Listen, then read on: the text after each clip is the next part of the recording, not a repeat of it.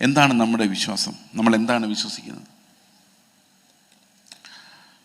നമ്മൾ ഇന്നലെ റോമാലേഖനം 4-ാം അധ്യായത്തിൻ്റെ അവസാനത്തെ വാക്യങ്ങളിൽ കണ്ടത്, നമ്മുടെ അതിക്രമങ്ങൾ നിമിത്തം മരണത്തിന് ഏൽപ്പിച്ചും നമ്മുടെ നീതീകരണത്തിനായി ഉയിർപ്പിച്ചിരിക്കുന്ന ക്രിസ്തുവിനെ മരിച്ചവരിൽ നിന്ന് ഉയർപ്പിച്ചവനായ ദൈവത്തിൽ വിശ്വസിക്കുന്ന നമുക്കും കണക്കിടപ്പെടുവാനുള്ളത് തന്നെ. നമ്മുടെ പ്രധാനപ്പെട്ട വിശ്വാസത്തിൻ്റെ ഒരു ഘടകമെന്ന് പറയുന്നത് യേശുക്രിസ്തുവിനെ പിതാവ് മരിച്ചവരുടെ നിന്ന് ഉയർപ്പിച്ചു എന്നുള്ളതാണ്. യേശുക്രിസ്തുവിനെ പിതാവ് മരിച്ചവരുടെ നിന്ന് ഉയർപ്പിക്കുമ്പോൾ നമുക്കുണ്ടാകുന്ന ആശ്വാസം, നമുക്ക് വേണ്ടി കർത്താവ് അനുഷ്ഠിച്ച യാഗം പിതാവ് സ്വീകരിച്ചിരിക്കുന്നു എന്നുള്ള ഉറപ്പാണ്.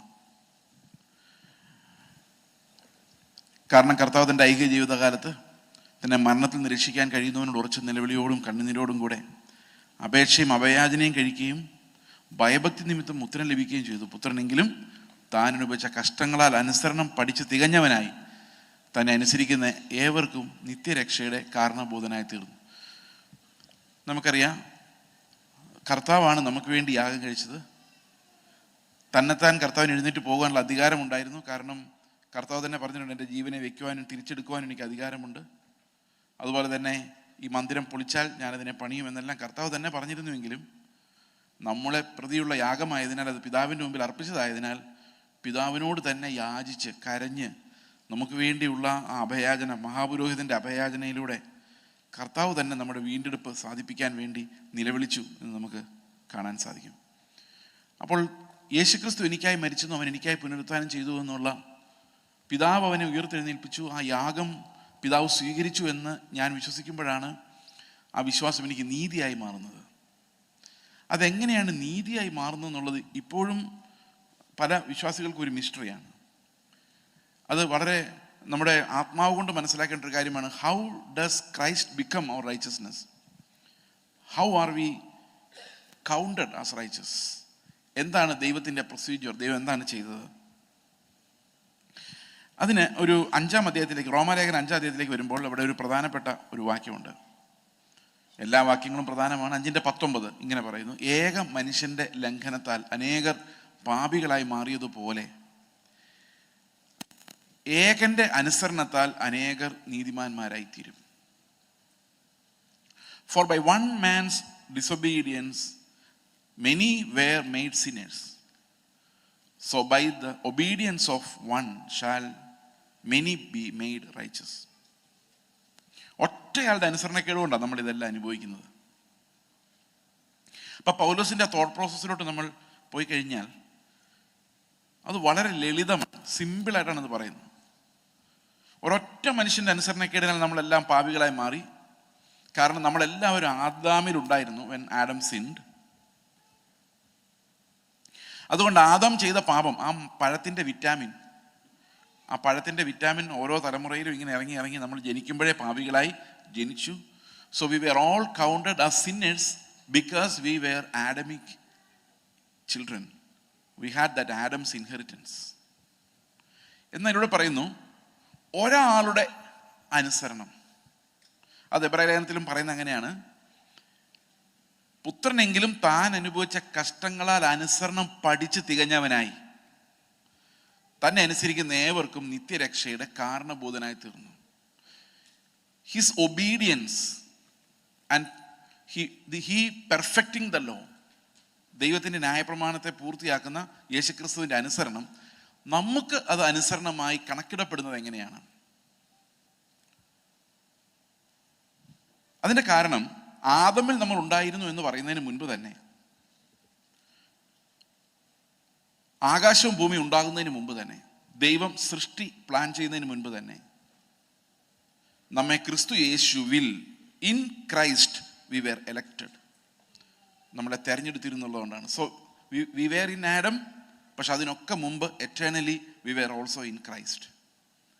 ആദമിൽ ഉണ്ടായിരുന്നത് കൊണ്ട് നമ്മൾ ആദമിൻ്റെ അവകാശികളാകുന്നത് പോലെ ക്രിസ്തുവിൽ ഉണ്ടായിരുന്നത് കൊണ്ട് നമ്മൾ ക്രിസ്തുവിൻ്റെ അവകാശികളുമായി മാറുന്നു.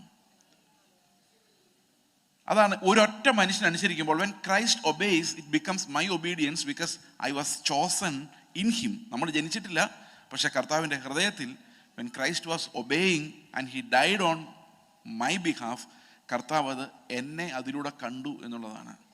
He saw me through Christ, in Christ, because he elected me in him. അതിന് താഴെ ഒരു കോൺട്രവേഴ്സ്യൽ ആയിട്ടുള്ളൊരു വാക്യമുണ്ട്, 20-ാം വാക്യം. എന്നാൽ ലംഘനം പെരുകേണ്ടതിന് ന്യായപ്രമാണവും ഇടയിൽ ചേർന്നു വന്നു. എങ്കിലും പാപം പെരുകുന്നിടത്ത് കൃപ അത്യന്തം വർദ്ധിച്ചു. ഓക്കെ, ഈ ഒരു വാക്യം പല ആൾക്കാരും മിസ്യൂസ് ചെയ്തിട്ടുള്ളതായിട്ട് നമുക്കറിയാം. പല ആൾക്കാരും പറഞ്ഞു കുറേ ഈ ഹൈപ്പർ ഗ്രേസ് എന്ന് പറഞ്ഞൊരു മൂവ്മെന്റ് വന്നിട്ട് അവർ പറഞ്ഞത് നിങ്ങൾ പാപം ചെയ്യുന്തോറും കൃപ വർദ്ധിക്കുമെന്നാണ്. അതായത് കൂടുതൽ പാപം ചെയ്തവർക്ക്. പക്ഷെ അങ്ങനെയല്ല അവിടെ പറഞ്ഞിരിക്കുന്നത്. പാപം എങ്ങനെ പെരുകുന്നത്? അവിടെ ചെയ്തല്ല പാപം പെരുകുന്നത്.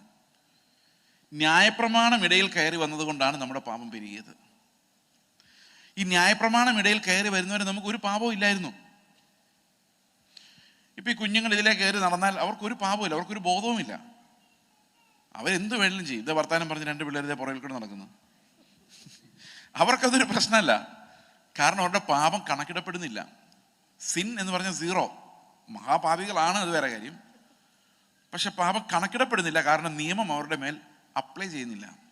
എന്നാൽ അതേ സമയത്ത് അവർ ചെയ്യുന്ന പണി ഞാൻ ചെയ്താൽ അത് കണക്കിടപ്പെടും. അപ്പോൾ എൻ്റെ ലംഘനം പെരുകും. ലംഘനം എങ്ങനെയാണ് പെരുകുന്നത്? അവിടെ പറഞ്ഞിരിക്കുന്നത് ലംഘനം പെരുകുന്നതിന് വേണ്ടി അവരൊത്തിരി പാപം ചെയ്തു എന്നല്ല, ന്യായപ്രമാണം ഇടയിൽ കയറി വന്നു. ആ പ്രമാണം വെച്ച് നോക്കിയപ്പോഴാണ് ലംഘനം വല്ലാതെ പെരുകിയിരിക്കുന്ന കണ്ടത്, അല്ല അവർ ചെയ്തു പെരുകിയതല്ല.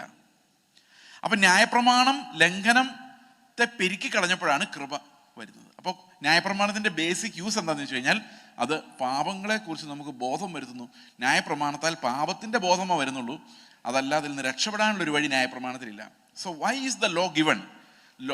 Law is given to make us conscious about our sins. നമുക്ക് പാപബോധം ഉണ്ടാകുന്നതിന് വേണ്ടിയാണ് ദൈവം ന്യായപ്രമാണം വെച്ചിരിക്കുന്നത്.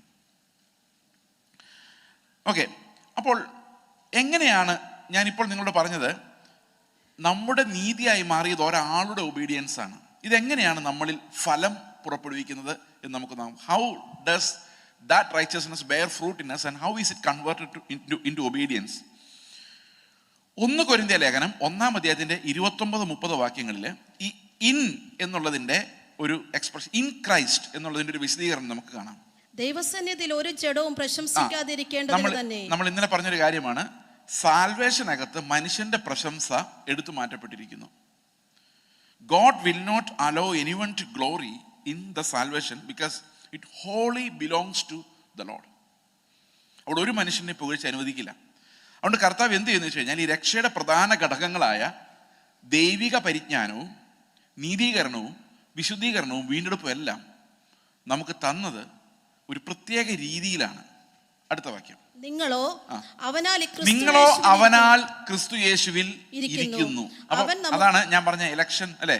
അപ്പൊ ദൈവം എന്ത് ചെയ്തു? നമ്മളെ ക്രിസ്തുവിൽ തെരഞ്ഞെടുത്തു. We are in him. അതുകൊണ്ട് എന്ത് സംഭവിച്ചു? അവൻ നമുക്ക് ദൈവത്തിങ്കൽ നിന്ന് ജ്ഞാനവും നീതിയും ശുദ്ധീകരണവും വീണ്ടെടുപ്പും ആയി തീർന്നു.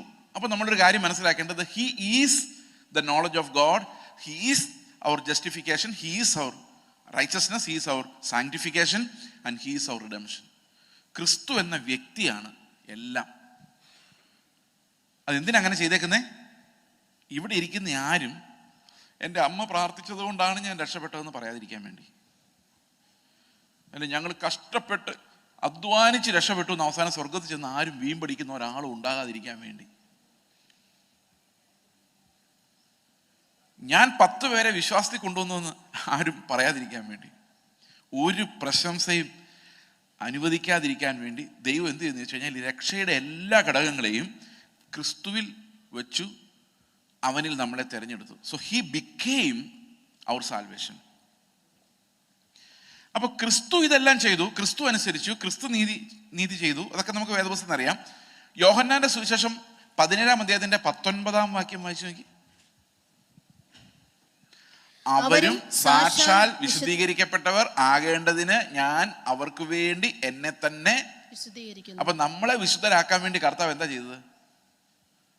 He sanctified himself. എല്ലാ പ്രവൃത്തിയും അധ്വാനവും ക്രിസ്തുവിന്റെ ആയിരുന്നു, എവറിത്തിങ്. അപ്പൊ നമ്മളെ വിശദീകരിക്കാൻ വേണ്ടി കർത്താവ് എന്ത് ചെയ്തു? ഒരു വടിയെടുത്ത് മര്യാദയ്ക്ക് ജീവിക്കണം എന്ന് പറയുകയല്ല ചെയ്തത്. He sanctified himself. And we were elected in him. അപ്പൊ കർത്താവ് സാങ്ക്ടിഫൈഡ് ആകുമ്പോൾ ആ സാങ്ക്ടിഫിക്കേഷൻ നമ്മളിലേക്ക് തരാൻ വേണ്ടി, നമ്മളിലേക്ക് അത് പകരാൻ വേണ്ടി കർത്താവ് തന്നെത്താൻ. അപ്പൊ നമ്മൾ പ്രാപിക്കുന്ന വിശുദ്ധി ആരുടെ വിശുദ്ധിയാണ്? നമ്മൾ പ്രാപിക്കുന്ന വിശുദ്ധി ആരുടെ വിശുദ്ധിയാണ്? നമ്മൾ അധ്വാനിച്ചുണ്ടാക്കുന്നതല്ല, അത് ക്രിസ്തു അധ്വാനിച്ചുണ്ടാക്കിയ സമ്പത്താണ്. So all glory shall belong to the Lord. കൃത്യമല്ലേ ഇത് ബൈബിളില്? അല്ലേ? നമ്മൾ ഈ ലേഖനങ്ങളിലൂടെ കടന്നു പോകുമ്പോൾ അറിയുന്നത് ദൈവം എത്ര മെറ്റിക്കുലസ് ആയിട്ടാണ് രക്ഷ പ്ലാൻ ചെയ്തിരിക്കുന്നത്. അതിനകത്ത് ഒരു സ്വാഭിമാനിയും ഉണ്ടാകാതെ എല്ലാ മുട്ടും കുഞ്ഞാടിന് മുൻപിൽ വണങ്ങുന്ന രീതിയിൽ, മടങ്ങുന്ന രീതിയിലാണ് രക്ഷ വെച്ചിരിക്കുന്നത്. അതുകൊണ്ട് രക്ഷയുടെ ഏറ്റവും വലിയ പർപ്പസ് എന്ന് പറയുന്നത്, സ്വർഗത്തിൽ ചെല്ലുമ്പോൾ we see the glory of God and how beautiful that salvation was. നമ്മുടെ രക്ഷയെ ഓർത്ത് നമ്മൾ അമ്പരന്ന് കർത്താവിനെ സ്തുതിക്കുന്ന ഒരു പോയിന്റിലേക്ക് നമ്മൾ പല ആൾക്കാരും വിചാരിച്ചിരിക്കുന്നത്, ഞാൻ അവിടെ ചെല്ലുമ്പോഴേക്കും ഭയങ്കര വീരനായിരുന്നുകൊണ്ട് അവിടെ ചെല്ലുമ്പോഴേക്കും ദൂതന്മാരെല്ലാം എഴുന്നേറ്റ് നിന്ന്, ഓ ഇതാ ചെയ്സ് വന്നിരിക്കും, നമുക്കെല്ലാം ഒന്ന് എഴുന്നേറ്റ്. ഒരു മനുഷ്യനും മൈൻഡ് ചെയ്യാൻ പോകുന്നില്ല. Because they know what sort of A person I was. എങ്ങനെയുള്ള ഒരുത്തനെയാണ് കുഞ്ഞാട് ഇത്രയും കഷ്ടപ്പെട്ട് ഈ ഷേപ്പിലാക്കി എടുത്തതെന്ന് ദൂതന്മാർക്ക് അറിയാവുന്നതുകൊണ്ട് എന്നെ അവർ ഒരു അക്ഷരത്തിൽ പോലും പുകഴ്ത്താൻ പോകുന്നില്ല. കാരണം സകല ഗ്ലോറിയും കുഞ്ഞാടിൻ്റെതാണ് എന്ന് വരത്തക്ക രീതിയിലാണ് നമ്മുടെ രക്ഷ വെച്ചിരിക്കുന്നത്. അപ്പം നമ്മൾ ജസ്റ്റിഫൈഡ് ആണെന്ന് പറയുമ്പോഴേക്കും, നമ്മൾ ദൈവത്താൽ അംഗീകരിക്കപ്പെട്ടു എന്ന് പറയുമ്പോഴേക്കും അതിനകത്ത് ഒത്തിരി സ്പിരിച്വൽ ധനമുണ്ട്, ആത്മീക ധനമുണ്ട്. ആ ധനം എന്ന് പറയുന്നതാണ് നമ്മുടെ നീതീകരണം, വിശുദ്ധീകരണം, തേജസ്കരണം, റിഡംഷൻ, എല്ലാം. Everything is a result of the hard work of Christ for our sake. അപ്പൊ പിന്നെ പിന്നെ അപ്പൊ ആൾക്കാർക്ക് ഇത് മനസ്സിലാവില്ല, ഓ കർത്താവ് എല്ലാം ചെയ്തു, അപ്പൊ നമ്മളൊന്നും ചെയ്യണ്ടല്ലേ, നമ്മൾ എന്തെങ്കിലും ചെയ്യണോ? നിങ്ങളുടെ അഭിപ്രായം എന്താ? കർത്താവ് എല്ലാം ചെയ്തെന്ന് പറഞ്ഞ് നടന്നാൽ മതി അല്ലേ? നമുക്ക് വചനമൊക്കെ വായിച്ച് ഇങ്ങനെ. അങ്ങനെയല്ല. ഈ കർത്താവ് നമ്മളെ കൊണ്ട് ചെയ്യിപ്പിക്കുന്ന അനേകം കാര്യങ്ങളുണ്ട്. ഈ നീതീകരണം നമുക്ക് തന്നിരിക്കുന്നത് നമ്മളിൽ അത് കാണാൻ വേണ്ടിയാണ്. വിശുദ്ധീകരണം നമ്മളിൽ വെളിപ്പെടേണ്ട ഒരു കാര്യമാണ്. ഈ എല്ലാ നന്മകളും നമ്മളിൽ വരണം. അതിനുള്ള വഴി എന്താണ്? അതിനുള്ള മീൻസ്, മാർഗം ദൈവം നമുക്ക് തന്നിരിക്കുന്ന ഈ അതിവിശുദ്ധ വിശ്വാസമാണ്. To experience the fullness of Christ. അതെങ്ങനെ നമ്മൾ ചെയ്യുന്നതെന്ന് വെച്ച് കഴിഞ്ഞാൽ, it is because God has given us a means to enjoy that salvation, the benefits of salvation. അതിനെയാണ് നമ്മൾ അതിവിശുദ്ധ വിശ്വാസം എന്ന് പറയുന്നത്. പക്ഷെ നമ്മൾ വിശ്വാസം എന്ന് പറയുന്നത് എന്തിനാണെന്നറിയാം? ഞങ്ങൾ മിഷണറിമാരായിരിക്കുന്ന കാലത്ത് ആൾക്കാർ ഞങ്ങളോട് ചോദിക്കാറ്, നിങ്ങൾ എങ്ങനെയാണ് ജീവിക്കുന്നത്? അപ്പം ഞങ്ങൾ പറയും, ഞങ്ങൾ വിശ്വാസത്താലാ ബ്രദറെ എന്ന് പറഞ്ഞാൽ എന്താ അർത്ഥം? ഞങ്ങൾക്ക് വേണ്ട കാശ് തരുന്നതൊക്കെ ദൈവമാണ് അല്ലേ? പ്രാർത്ഥിച്ചാണ് ഞങ്ങൾ കാശ് മേടിക്കുന്നത്. ആരോട് ഞങ്ങളുടെ ആവശ്യങ്ങൾ പറയാറില്ല. ദൈവം തക്ക സമയത്ത് ഞങ്ങളെ നടത്തും. അപ്പം അതിനെയാണ് നമ്മൾ വിശ്വാസ ജീവിതം എന്ന് പറയുന്നത് അല്ലേ? നിങ്ങൾ എങ്ങനെയല്ലേ കേട്ടേക്കുന്നത്? അല്ലെങ്കിൽ രോഗം വരുമ്പോൾ ഞങ്ങൾ ആശുപത്രി പോകത്തില്ല, ഞങ്ങൾ വിശ്വാസ ജീവിതമാണ്. പ്രാർത്ഥിക്കും, കർത്താവെ എൻ്റെ കോവിഡ് മാറ്റണേ, എൻ്റെ പനി മാറ്റണേ, കർത്താവ് മാറ്റിത്തരും. അപ്പം അങ്ങനെയാണ് വിശ്വാസ ജീവിതം. ഇതിനെയാണ് വിശ്വാസ ജീവിതം എന്ന് പറയുന്നത്. പക്ഷെ വിശ്വാസം എന്ന ചൂണ്ടയിട്ട് ഞാൻ പിടിച്ചെടുക്കുന്ന എന്തിനേക്കാണ്? ജീവിക്കാനുള്ള പണം, ആരോഗ്യം. അപ്പം ഇതെല്ലാം ഉപജീവനവുമായി സംബന്ധിച്ച കാര്യങ്ങളാണ് അല്ലേ? ആണോ? അപ്പം വിശ്വാസ ജീവിതം നമ്മളെല്ലാം ഉദ്ദേശിക്കുന്നത്, ചില ആൾക്കാർ ആരോടും പൈസ ചോദിക്കില്ല എന്ന് വാശി പിടിക്കും. വിശ്വാസം കാരണം എന്നാണ് പറയുന്നത്. നാണക്കേട് കാരണമാണ് സത്യത്തിൽ. മിക്കവാറും ഈ ദുരഭിമാനികളാണ് അങ്ങനെ ചെയ്യുന്നതെന്നുള്ളതാണ് വേറൊരു കാര്യം. പിന്നെ എല്ലായിടത്തും ചോദിച്ച് നടക്കുന്ന ആൾക്കാരും ഉണ്ട്. അവർ ദുരഭിമാനം പോയിട്ട് അഭിമാനം പോയിട്ട് ഒന്നും ഇല്ലാത്തവരും ആയിരിക്കാം. പക്ഷെ ശരിക്കുള്ള വിശ്വാസ ജീവിതം എന്ന് പറഞ്ഞാൽ ദൈവം കാശ് തരുമെന്നുള്ളതല്ല, ദൈവം ആരോഗ്യം തരുന്നുള്ളതല്ല, അതൊന്നും അല്ല വിശ്വാസ ജീവിതം. വിശ്വാസ ജീവിതം എന്ന് പറഞ്ഞാൽ ദൈവം കർത്താവിനെ എനിക്ക് തന്നിരിക്കുന്നു എന്നുള്ളതാണ്. He has given his son to us. അതാണ് ഫെയ്ത്ത്. നിങ്ങൾക്ക് ഞാൻ ക്രിസ്തുവിനെ നേടേണ്ടതിനും, അതാ പൗലോസ് പറയുന്നത്, purpose of faith is to gain Christ every moment. എല്ലാ മോമെന്റിലും യേശുവിനെ അനുഭവിക്കാനാണ് നമുക്ക് വിശ്വാസം തന്നിരിക്കുന്നത്. വിശ്വാസ ജീവിതം എന്ന് പറയുന്നത് ആ നാരോ ഗേറ്റിലൂടെ, ഇടുക്ക് വഴിയിലൂടെയുള്ള യേശുക്രിസ്തുവിനെ അനുഭവിക്കുന്ന ആ ജീവിതത്തെയാണ് നമ്മൾ ഈ വിശുദ്ധ ജീവിതം അല്ലെങ്കിൽ ആ വിശ്വാസ ജീവിതം എന്ന് പറയുന്നത്. So we need to understand what faith is and what faith life is. ഞാൻ പലപ്പോഴും പ്രസംഗിച്ചിട്ടുള്ളൊരു കാര്യമാണ്. ഞാൻ ഒരിക്കൽ ചിന്തിച്ച ഒരു കാര്യവുമാണ്. പൗലോസും ഞാനും കൂടെ കർത്താവിൻ്റെ പ്രതിഫലങ്ങൾ വിഭജിക്കുന്ന ആ സിംഹാസനത്തിന് മുൻപിൽ പോയി നിൽക്കാമെന്ന് വിചാരിക്കാം. പൗലോസിനോട് കർത്താവ് ചോദിക്കും, പൗലോസേ നീ വിശ്വാസിയാണോ? അപ്പോൾ പൗലോസ് പറയും, അതെ. നീ എന്താ വിശ്വസിച്ചത്? ഞാൻ നല്ല പോർപ്പൊരുതോട്ടം തികച്ചു, വിശ്വാസം കാത്തു. എന്താണെന്നറിയോ? നീതിയുടെ കിരീടം എനിക്കായി വെച്ചിരിക്കുന്നു. ഇപ്പൊ പൗലോസിനോട് പറയും, ഓക്കെ, നീതിയുടെ കിരീടം നീ കൊണ്ടുപോയിക്കോ. അടുത്തത് ചെയ്സ്, നീ ഇങ്ങ് വന്നേ. യെസ്, നീ വിശ്വാസിയാണോടാ? ഞാൻ പറഞ്ഞതെ. എന്താ വിശ്വസിച്ചത്? ഓരോ ദിവസവും, നോട്ട് ദ വൈബ്രേഷൻ, നീ എന്നെ നടത്തുമെന്ന് ഞാൻ വിശ്വസിച്ചു. ഇപ്പൊ കർത്താവ് പറഞ്ഞു, ഞാൻ നിന്നെ നടത്തിയല്ലോ ഇത്രത്തോളം. അതെ, ഇത്രത്തോളം നടത്തിയ ദൈവം. പിന്നെ എനിക്ക് ഒരു കല്യാണം നടക്കാൻ വേണ്ടി ഞാൻ വിശ്വസിച്ച് പ്രാർത്ഥിച്ചു. ഒരു ഭാര്യയെ നീ എനിക്ക് തന്നു, പിള്ളേരെ തന്നു. ജോലിയില്ലാതെ ഞാൻ കറങ്ങി തിരിഞ്ഞ് നടക്കുമ്പം നീയാണ് എനിക്ക് ഓസ്ട്രേലിയയിൽ ജോലി തന്നത്. അപ്പൊ എത്രയായി? വിശ്വാസത്താല കേട്ടോ, എല്ലാം വിശ്വാസത്താൽ. പിന്നെ മക്കൾക്ക് ജോലിക്ക് വേണ്ടി പ്രാർത്ഥിച്ചു, അവർക്ക് ജോലി, കല്യാണം, ഇതെല്ലാം വിശ്വാസത്താലാണ് നടന്നത്. വിശ്വാസത്താൽ ഇത്രത്തോളം, അല്ലേ? അവസാനം വീടില്ലായിരുന്നു. കർത്താവേ, എനിക്കൊരു ഭവനം. വീടെന്ന് പറഞ്ഞാൽ ആത്മീയത ഒരിത്തിരി കുറവാണ്, അതുകൊണ്ട് ഭവനം എന്ന് തന്നെ പറയണം. കർത്താവേ, എനിക്കൊരു ഭവനം നീ തരുമെന്ന് ഞാൻ വിശ്വസിച്ചു, എനിക്കതും തന്നു.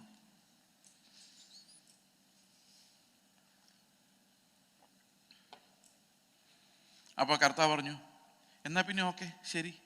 അല്ല, നീതിയുടെ കിരീടം? അപ്പൊ കർത്താവ് പറഞ്ഞു, നീ ചോദിച്ചതല്ല ഞാൻ നിനക്ക് തന്നല്ലോ.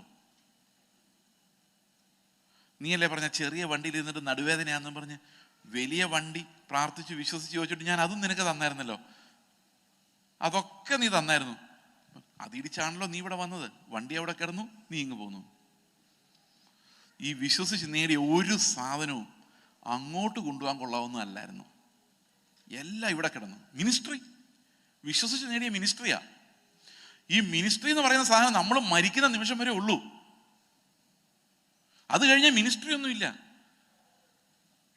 V don't have to glory in the ministry. നമുക്ക് ഒരു നിമിഷം കൊണ്ട് തീരാവുന്നതേ ഉള്ളൂ ഈ മിനിസ്ട്രി ഒക്കെ. ഇതെല്ലാം ഈ ലോകത്തിൽ നമ്മളെ ജയിപ്പിക്കുമെന്ന് നമ്മൾ വിചാരിക്കുന്ന കാര്യങ്ങളാണ്. If our devotion is not towards Christ, we are not living faith life. അപ്പൊ എന്താണ് ഈ വിശ്വാസ ജീവിതം എന്ന് പറഞ്ഞാൽ? What is it? നമുക്കറിയാം, വിശ്വാസം എന്നതോ ആശിക്കുന്നതിൻ്റെ ഉറപ്പും കാണാത്ത കാര്യങ്ങളുടെ നിശ്ചയമാണ്. എന്താണ് ആശിക്കുന്നത്? ഈ ആശ എന്നത് വലിയൊരു ഇഷ്യൂ ആണ്. നമ്മൾ പാടുമ്പോഴെല്ലാം നമുക്ക് ആശ ഇങ്ങനെ ഉണ്ടാകും കുറച്ചു നേരത്തേക്ക്, പിന്നെ അതങ്ങ് പോകും. പ്രത്യാശ എന്ന വാക്ക്, പ്രത്യാശിക്കുന്നതിൻ്റെ ഉറപ്പിനെയാണ് നമ്മൾ എന്ത് പറയുന്നത്? വിശ്വാസം എന്ന് പറയുന്നത്. ഈ നമ്മുടെ പ്രത്യാശ എന്താണ്? നമ്മുടെ വിശ്വാസം എന്താണ്? ഒത്തിരി ആൾക്കാരും മോഹിക്കുന്നതിൻ്റെ ഉറപ്പിനെയാണ് വിശ്വാസം എന്ന് പറയുന്നത്. കുറെ മോഹങ്ങൾ, ഈ പാസ്റ്റർമാർ നമുക്ക് തരുന്ന മോഹങ്ങൾക്ക് ഒരു കയ്യും കണക്കുമില്ല. കയ്യും കണക്കുമില്ല, നമ്മൾ ഇംഗ്ലീഷ് എങ്ങനെ പറയുന്നത്? Both no hands and mathematics. കയ്യും കണക്കും ഇല്ലാത്ത മോഹങ്ങളാ. ഒരു പ്രവാചകൻ എന്നോട് പറഞ്ഞു, നിങ്ങളുടെ ശുശ്രൂഷയുടെ തലം മാറാൻ പോയി. ഞാൻ എങ്ങോട്ട്? 200 പേരോട് സംസാരിക്കുന്നത് നിങ്ങൾ 2000 പേരോട് സംസാരിക്കുന്ന തലത്തിലേക്ക് മാറാൻ പോകും. ഞാൻ പറഞ്ഞു, എനിക്ക് അങ്ങനെ ഒരു പ്രൊമോഷൻ വേണ്ട. ഒരു ശമരിയാക്കാരി സ്ത്രീക്ക് വേണ്ടി നടക്കാൻ പറ്റുന്ന കർത്താവിൻ്റെ ഒരു മനസ്സ്, അല്ലെങ്കിൽ ആ മരുഭൂമിയിലുള്ള ഒരു ഷണ്ണിന് വേണ്ടി ഒരു ഫുൾ ടൈം ഇവാഞ്ചലിസ്റ്റിനെ പറഞ്ഞു വിടുന്ന ആ ഒരു മൈൻഡിലേക്കുള്ള ഒരു പ്രൊമോഷന് വല്ല സാധ്യതയുണ്ടോ പാസ്റ്റർ എന്ന് ചോദിച്ചു. കാരണം പുള്ളി പറഞ്ഞു വരുന്നത് വേറൊരു ലോകത്തെക്കുറിച്ചാണ്, വേറൊരു മോഹത്തെക്കുറിച്ചാണ്, ഒരു മിനിസ്ട്രിയിൽ ഉണ്ടാകുന്ന മോഹം. അപ്പോൾ അദ്ദേഹം എന്നോട് പറഞ്ഞു, ഞാൻ പറയുന്ന പോലെയൊക്കെ നടക്കുന്നുണ്ട്, പക്ഷേ ഞാൻ പറയുന്ന ഏത് ആത്മാവിലാന്ന് എനിക്കിപ്പോൾ സംശയം തോന്നുന്നു. പുള്ളി എന്നോട് പറഞ്ഞു. പുള്ളി പ്രവചനം നിർത്തി, ഇപ്പം ജോലി ചെയ്ത് ജീവിക്കുക. എത്ര പേരെ വഴിതെറ്റിച്ച് വിടേണ്ടതെന്നറിയോ? മോഹിക്കുന്നതിൻ്റെ ഉറപ്പ്. ഏറ്റെടുത്ത് പ്രാർത്ഥിക്കുന്ന പറയുന്നത്. ഈ ഏറ്റെടുത്ത് പ്രാർത്ഥിക്കുന്ന മിക്കവാറും നമ്മുടെ ജഡസംബന്ധമായ കാര്യങ്ങളാണ്, ലോകത്തെ സംബന്ധിക്കുന്നതാണ്. ഏറ്റെടുത്ത് പ്രാർത്ഥിച്ചുകൊണ്ടിരിക്കുക വർഷങ്ങൾ. പ്രാർത്ഥിക്കുന്ന നിങ്ങൾ കഷ്ടപ്പെടുന്നു, അവർ പ്രാർത്ഥിക്കാൻ പറഞ്ഞിട്ട് കാശുമായിട്ട് പോകുന്നു. We need to understand this deception. മോഹങ്ങൾ ഉണ്ടാകുമാറ് പ്രസംഗം. ഒരു പ്രസംഗം കേട്ട് ഇറങ്ങുമ്പോഴേക്കും സ്വർഗത്തിൽ പോകണമെന്നല്ല, ഇവിടെ പച്ച പിടിക്കണം എന്നുള്ള മോഹം. പ്രാർത്ഥിച്ചിട്ട് പച്ച പിടിക്കാത്തതിൻ്റെ നിരാശ. ഇനി ഞങ്ങളുടെ വല്ലതും കുഴപ്പമാണോ, വിശ്വാസം ഇല്ലാഞ്ഞോണ്ടാണോ? എത്ര പേര് നിരാശയിലെന്നറിയോ? അപ്പുറത്തെ ചേട്ടൻ പ്രാർത്ഥിച്ചപ്പോൾ ദൈവം കൊടുത്തു, ഇപ്പുറത്തെ ചേട്ടൻ പ്രാർത്ഥിക്കുമ്പോൾ കിട്ടുന്നില്ല. അവർ വിചാരിക്കുന്നത് ഇവിടുത്തെ കുഴപ്പമെന്നാ. അപ്പൊ വിശ്വാസി പോലും ആണോ എന്ന് ധൈര്യമില്ലാതെ ആളുകൾ ജീവിക്കുന്നത്. ഞാനൊരു ചെറിയൊരു ഉദാഹരണം പറയാം. ഞങ്ങളുടെ സഭയിൽ ഒരു ആൻറ്റിക്ക് ക്യാൻസർ രോഗം വന്നു. അപ്പം ഈ ക്യാൻസർ രോഗം വന്നപ്പം ഈ ആൻറ്റി പറഞ്ഞത് എന്താ വെച്ച് കഴിഞ്ഞാൽ, ഞാൻ എൻ്റെ ജീവൻ നിലനിൽക്കാൻ വേണ്ടിയൊന്നും പ്രാർത്ഥിക്കേണ്ട, കർത്താവ് വരുമ്പോൾ പോകുന്നതാണ് നല്ലത്. അതുകൊണ്ട് കർത്താവിൻ്റെ ഇഷ്ടം പോലെ നടക്കട്ടെ, ജീവൻ ഇവിടെ വേണമെന്നില്ല, നിർബന്ധമൊന്നുമില്ല. ഈ 2017 മറ്റോ സംഭവിക്കുന്ന കാര്യം ഇപ്പോഴും ആൾ ജീവനോടുണ്ട്. ഡോക്ടർ 3 മാസം കണ്ട പറഞ്ഞത്. അവർ നേരത്തെ കിടപ്പായിരുന്നു, ഇപ്പോൾ എഴുന്നേറ്റ് നടക്കാൻ തുടങ്ങി. അതുപോലെ വേറൊരു ആൾക്ക് ഇതേ സമയത്ത് ക്യാൻസർ വന്നു. പ്രവാചകൻ്റെ ഭാര്യയായിരുന്നു. പ്രവാചകൻ്റെ ഭാര്യയ്ക്ക് ക്യാൻസർ വന്ന ഭയങ്കര ക്ഷീണമാണ്. കാരണം നാട്ടിലുള്ള ആൾക്കാരോടെല്ലാം പ്രവചിച്ച് നിനക്ക് സൗഖ്യം കൽപ്പിച്ചിട്ട് വീട്ടിൽ ക്യാൻസർ വന്നു കഴിഞ്ഞാൽ അതിനർത്ഥം എന്താ? അവിടെ ആ സ്പിരിച്വൽ പവർ കുറഞ്ഞു പോയെന്നാ. പുള്ളി പറഞ്ഞു, നിന്റെ വിശ്വാസത്തിൻ്റെ കുഴപ്പമാണ്, നീ വിശ്വസിച്ചാൽ ഇത് മാറും. ഇവർ വിശ്വസിച്ച് നോക്കി, പല പണികളും നോക്കിയിട്ടും മാറുന്നില്ല. അവരവസാനം ഞാൻ അവിശ്വാസിയാണ് എന്ന് പറഞ്ഞ് വിശ്വാസം എന്താണെന്നറിയാതെ സ്വയം ശപിച്ചുകൊണ്ട് മരിച്ചു. തെറ്റായ വിശ്വാസം നമ്മുടെ ഉള്ളിൽ ഉണ്ടാകുമ്പോൾ എന്താ സംഭവിക്കുന്നറിയോ? നമ്മൾ പ്രത്യാശയില്ലാത്തവരായി മാറുക ചെയ്യുന്നത്. They are robbing us of our faith and hope. അവർ നിരാശയിൽ, എത്ര പേര് നിരാശയിലാണെന്നറിയാമോ? Because they think God is not on their side when things don't look good. They feel that God has abandoned them. These prosperity preachers have unleashed this demon among the people of God. അപ്പൊ വിശ്വാസം വഴിതെറ്റിപ്പോയി അത് മോഹങ്ങളായി മാറിയത് കൊണ്ട്, സ്വർഗത്തെക്കുറിച്ച് പ്രത്യാശയില്ലാത്തത് കൊണ്ട്, ഈ ചെറിയ ചെറിയ കാര്യങ്ങൾ വരുമ്പോഴേക്കും ദൈവം എൻ്റെ കൂടെ ഇല്ല, എന്നെ ദൈവം കൈവിട്ടു, എൻ്റെ പ്രാർത്ഥന ദൈവം കേൾക്കുന്നില്ല എന്ന് പറയുന്നത് എങ്ങനെയാണെന്നറിയോ? ഓൾറെഡി സ്വർഗത്തിൽ ഇരുത്തിയിരിക്കുന്ന അപ്പനെ നോക്കിയിട്ടാ പറയുന്നത്, നീ എന്നെ കൈവിട്ടു. Forgetting all the blessings of Christ, forgetting the heaven and the glory that's given to us free. അപ്പൊ എന്തും വലിയ വിശ്വാസ ത്യാഗത്തിലേക്കാണ് ഇവർ ജനത്തെ നയിച്ചിട്ടുള്ളത്. എത്ര വലിയ നിരാശയിലേക്കാണ് ഇവർ ഈ ജനത്തെ കൊണ്ടുവന്നത്. അപ്പൊ പ്രത്യാശയ്ക്ക് പകരം മോഹങ്ങൾ നിറച്ച്, മോഹങ്ങൾ റിയലൈസ് ചെയ്യാൻ വേണ്ടി പ്രാർത്ഥിച്ച്, അതിന് പ്രത്യേക പ്രാർത്ഥനാ വീരന്മാരെ വെച്ച് അവർ പണം ഉണ്ടാക്കുന്ന ഒരു വ്യവസ്ഥയുടെ അടിമകളായി ഇന്ന് വിശ്വാസികളിൽ വലിയൊരു പങ്ക് പോയിരിക്കുന്നു. പിന്നെ വേറൊരു കാര്യമുണ്ട്. പോൾ വാഷർ പറഞ്ഞ പോലെ, പോൾ വാഷർ എന്ന് പറഞ്ഞാലെ കുറിച്ച് കാര്യമുണ്ടോ? നിങ്ങൾ വല്ലപ്പോഴും പ്രസംഗം കേൾക്കുന്നത് നല്ലതാണ്. അദ്ദേഹം പറഞ്ഞതെന്ന് വെച്ചാൽ, നിങ്ങൾ ഈ വലിയ ചർച്ചകളിൽ പോയി ഇങ്ങനെ നാളെ നടക്കും, ഇപ്പം വിടുതൽ എന്ന് വിശ്വസിച്ചിരിക്കുന്നവരെ കുറിച്ച് നിങ്ങൾ ഭാരപ്പെടണ്ട. കാരണം ആ സ്റ്റേജിൽ പറയുന്ന പ്രസംഗം പറയുന്നവനും ഫ്രണ്ടിൽ ഈ കസേരയിൽ ഇരിക്കുന്നവരും ആഗ്രഹിക്കുന്ന ഒരേ സാധനം തന്നെയാണ്, അത് ദൈവത്തെ അല്ല.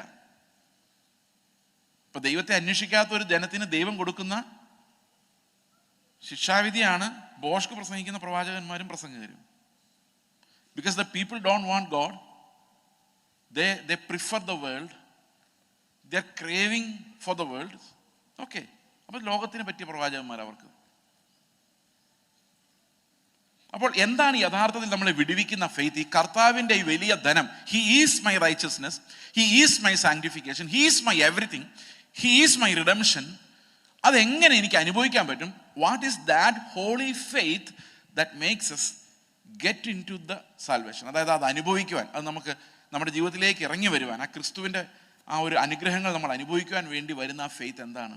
ആ ഫെയ്ത്തിന് ഏറ്റവും പ്രധാനമായിട്ട് നമ്മൾ മനസ്സിലാക്കേണ്ടത് it's the assurance of our hope എന്നുള്ളതാണ്. ഈ ഹോപ്പ് എന്ന് പറയുന്നത് ഒരിക്കലും ഈ ലോകത്തെ സംബന്ധിക്കുന്നതല്ല.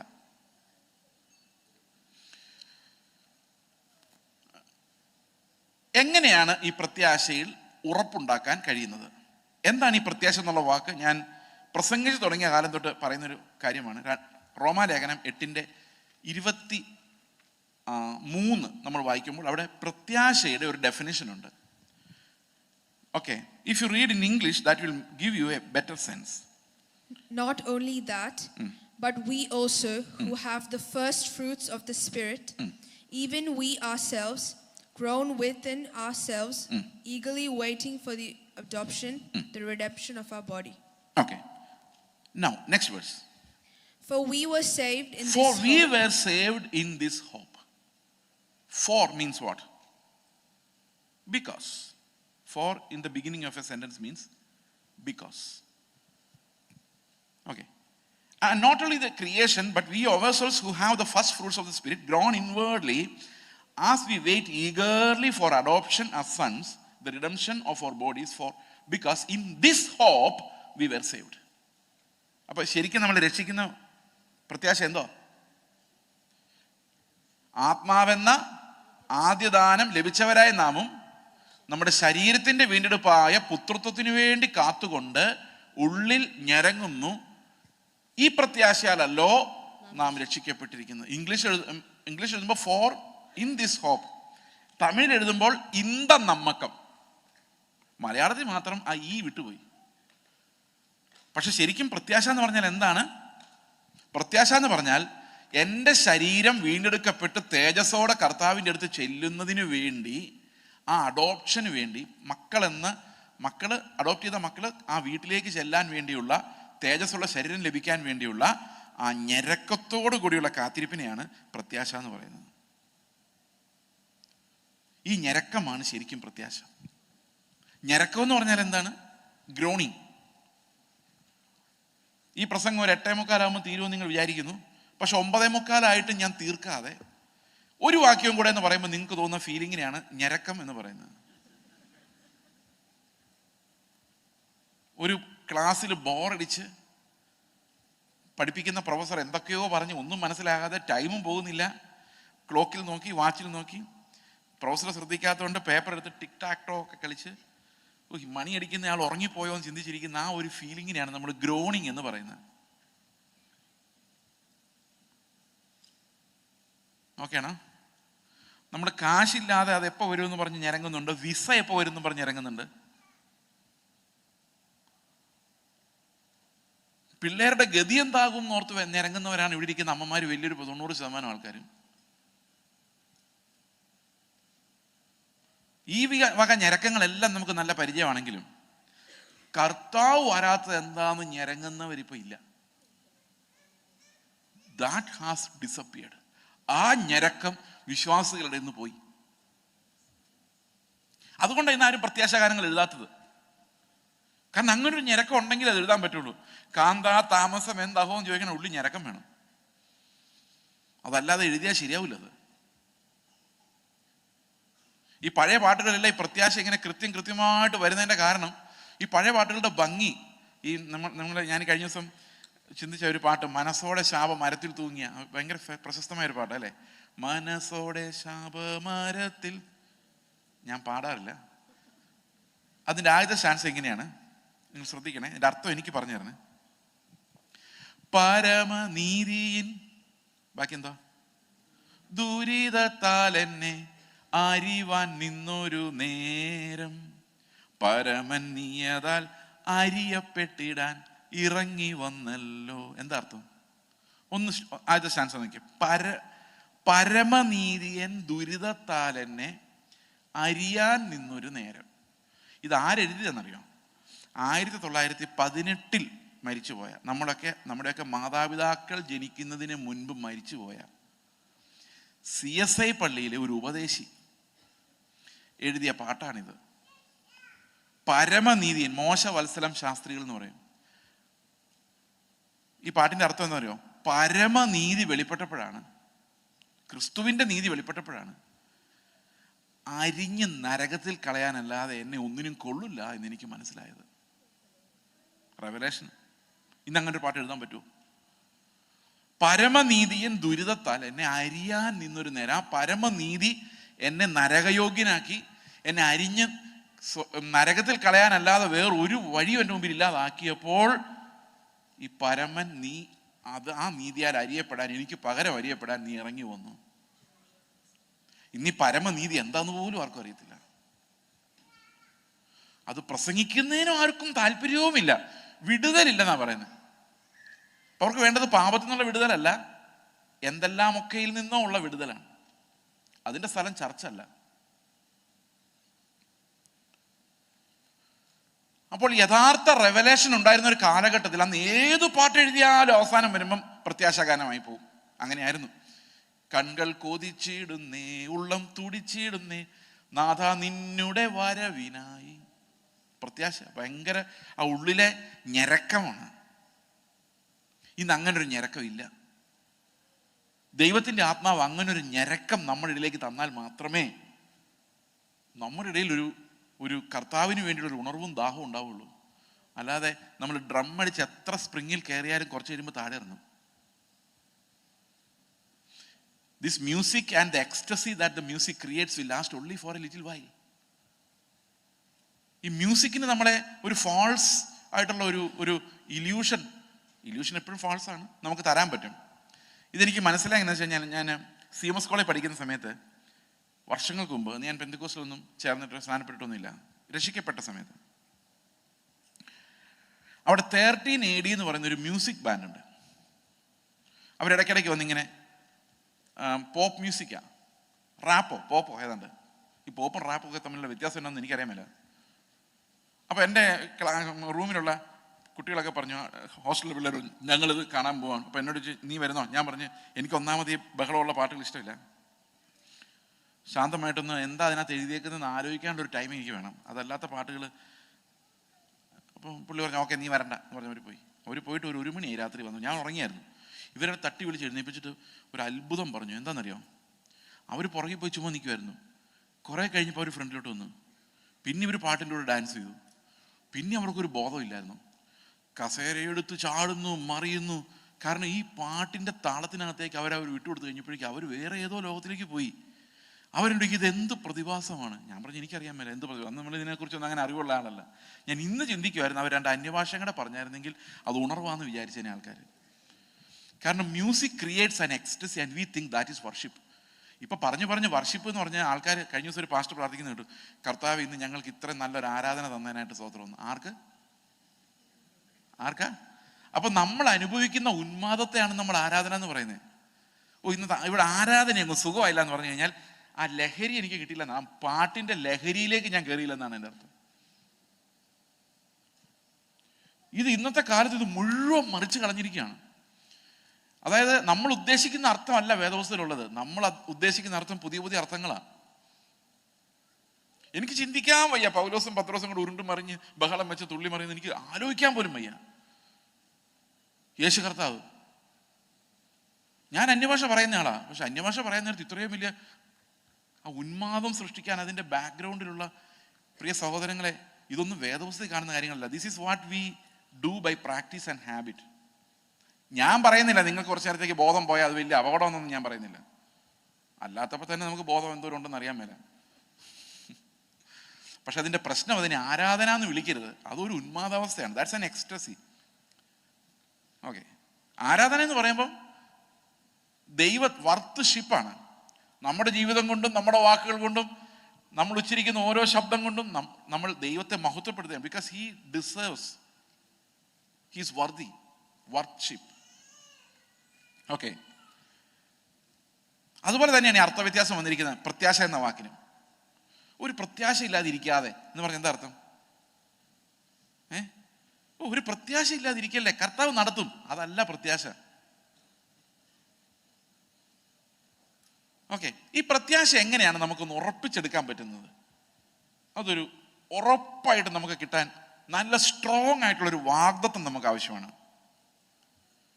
ഞാൻ പലരോട് സംസാരിക്കുമ്പോൾ എനിക്ക് മനസ്സിലാകുന്നത്, ഈ ദൈവത്തിൻ്റെ വാഗ്ദത്തത്തിൽ മാത്രം ഇവർക്ക് വിശ്വാസമില്ല.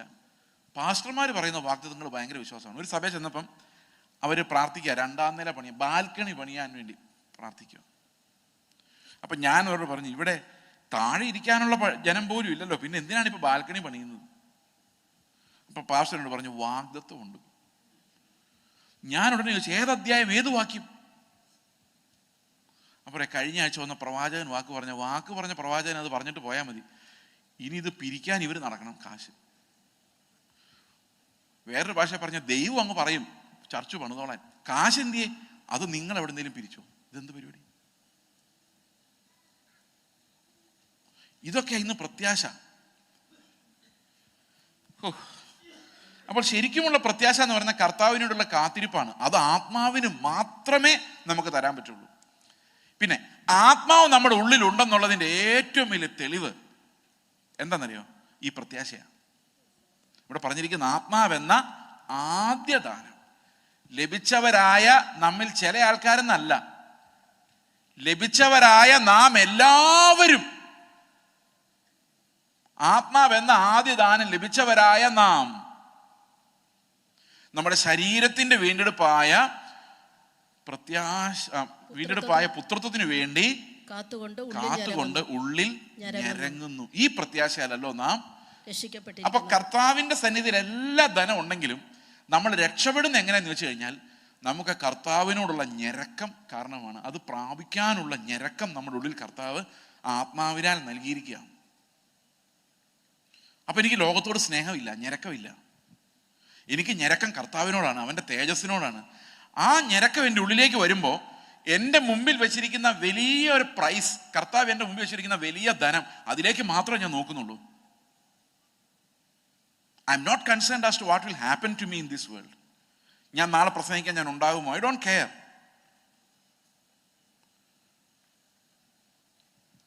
കാരണം ഈ ഞരക്കം എന്ന് പറയുന്നത് തേജസ്സിൽ കർത്താവിനെ കാണാൻ വേണ്ടി മാത്രമാണ്. അപ്പൊ നിങ്ങൾ ചോദിക്കും, ഇവിടെയൊക്കെ ജീവിച്ചു പോകണ്ടേ പാസ്റ്ററെ? തീർച്ചയായിട്ടും വേണം. അതൊക്കെ ദൈവം നോക്കിയോളൂ. ദൈവം നോക്കിക്കോളൂ അല്ലേ? എൻ്റെ മകൻ എൻ്റെ അടുത്ത് വന്നിട്ട്, പപ്പ എന്നടാ എനിക്ക് നാളെ രാവിലെ ബ്രേക്ക്ഫാസ്റ്റ് തരണം കേട്ടോ. ഞാൻ പറയും തരാം. അരമണിക്കൂർ കഴിഞ്ഞ് വീണ്ടും, പപ്പ എന്താ നാളത്തെ ബ്രേക്ക്ഫാസ്റ്റ് തരാം കൂടാ. കുറച്ചു നേരം കഴിഞ്ഞ് വീണ്ടും വരും, പപ്പ എന്താ നാളത്തെ ബ്രേക്ക്ഫാസ്റ്റിൻ്റെ കാര്യം ഓർമ്മിപ്പിക്കാൻ വേണ്ടി വന്ന. ഞാൻ പറഞ്ഞു, എടാ നിനക്ക് തരാം. കുറച്ചു നേരം കഴിഞ്ഞ് ഞാൻ നോക്കിയപ്പോൾ ഇവൻ ഇങ്ങനെ ഇരുന്ന് പറഞ്ഞുകൊണ്ടിരിക്കുക, നാളെ ബ്രേക്ക്ഫാസ്റ്റ് തരും ഉറപ്പായിട്ടും തരും. വൈകിട്ട് പിന്നെ അവൻ്റെ അടുത്ത് വന്നു, പപ്പ എന്നാടാ എനിക്ക് വന്ന് കണ്ടപ്പോഴേ എനിക്ക് വിഷമം തോന്നി. കാരണം എനിക്കറിയാം അവൻ എന്തിനാ വരുന്നത്, എന്തിനാ. അപ്പൊ ഇത്രയും പ്രാവശ്യം ഈ ബ്രേക്ക്ഫാസ്റ്റ് എന്നോട് ചോദിക്കുന്നത് അവൻ എന്നിൽ വിശ്വാസം ഉണ്ടായിട്ടാണോ ഇല്ലാഞ്ഞിട്ടാണോ? പറ പിടിച്ചു വെച്ച് പ്രാർത്ഥിക്കോ? അവൻ ബ്രേക്ക്ഫാസ്റ്റ് അല്ല പിടിച്ചേക്കുന്നത്. അത് വിശ്വാസം ഉണ്ടായിട്ടാണോ ഇല്ലാഞ്ഞിട്ടാണോ? ഭയങ്കര വിശ്വാസം അല്ലേ? അല്ല, അത് അവിശ്വാസമാണ്. നമ്മൾ പിടിച്ചു വെച്ചിരിക്കുന്ന അങ്ങ് വിട്ടു നോക്കി, ദൈവം നടത്തിക്കോളും അങ്ങ് വിശ്വസിച്ചിട്ട് അതൊക്കെ വിട്ട പ്രയർ ലിസ്റ്റ് ഒക്കെ കീർക്കളാ.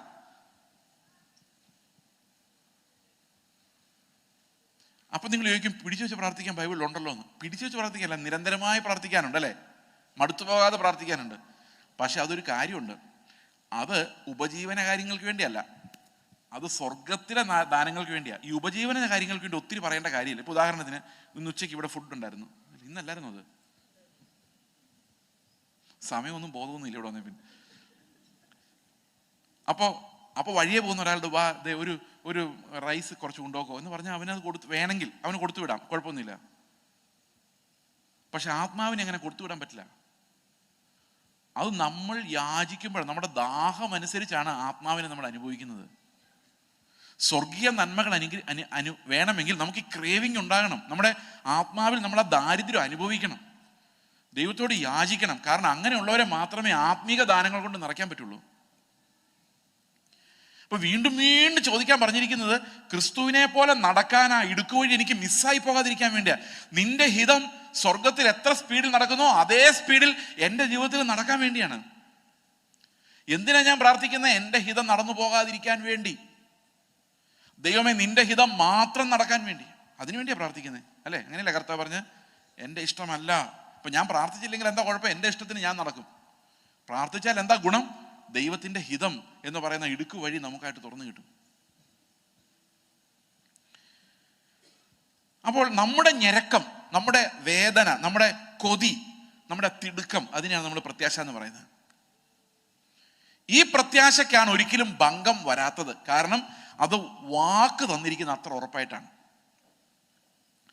നമുക്ക് ഈ പ്രത്യാശയുടെ ആണ എന്താണ് നമുക്ക് നോക്കാം. എബ്രായ ലേഖനം 6-ാം അധ്യായത്തിലാണ് പ്രത്യാശയുടെ ഏറ്റവും ശക്തമായ വചനങ്ങൾ കിടക്കുന്നത്.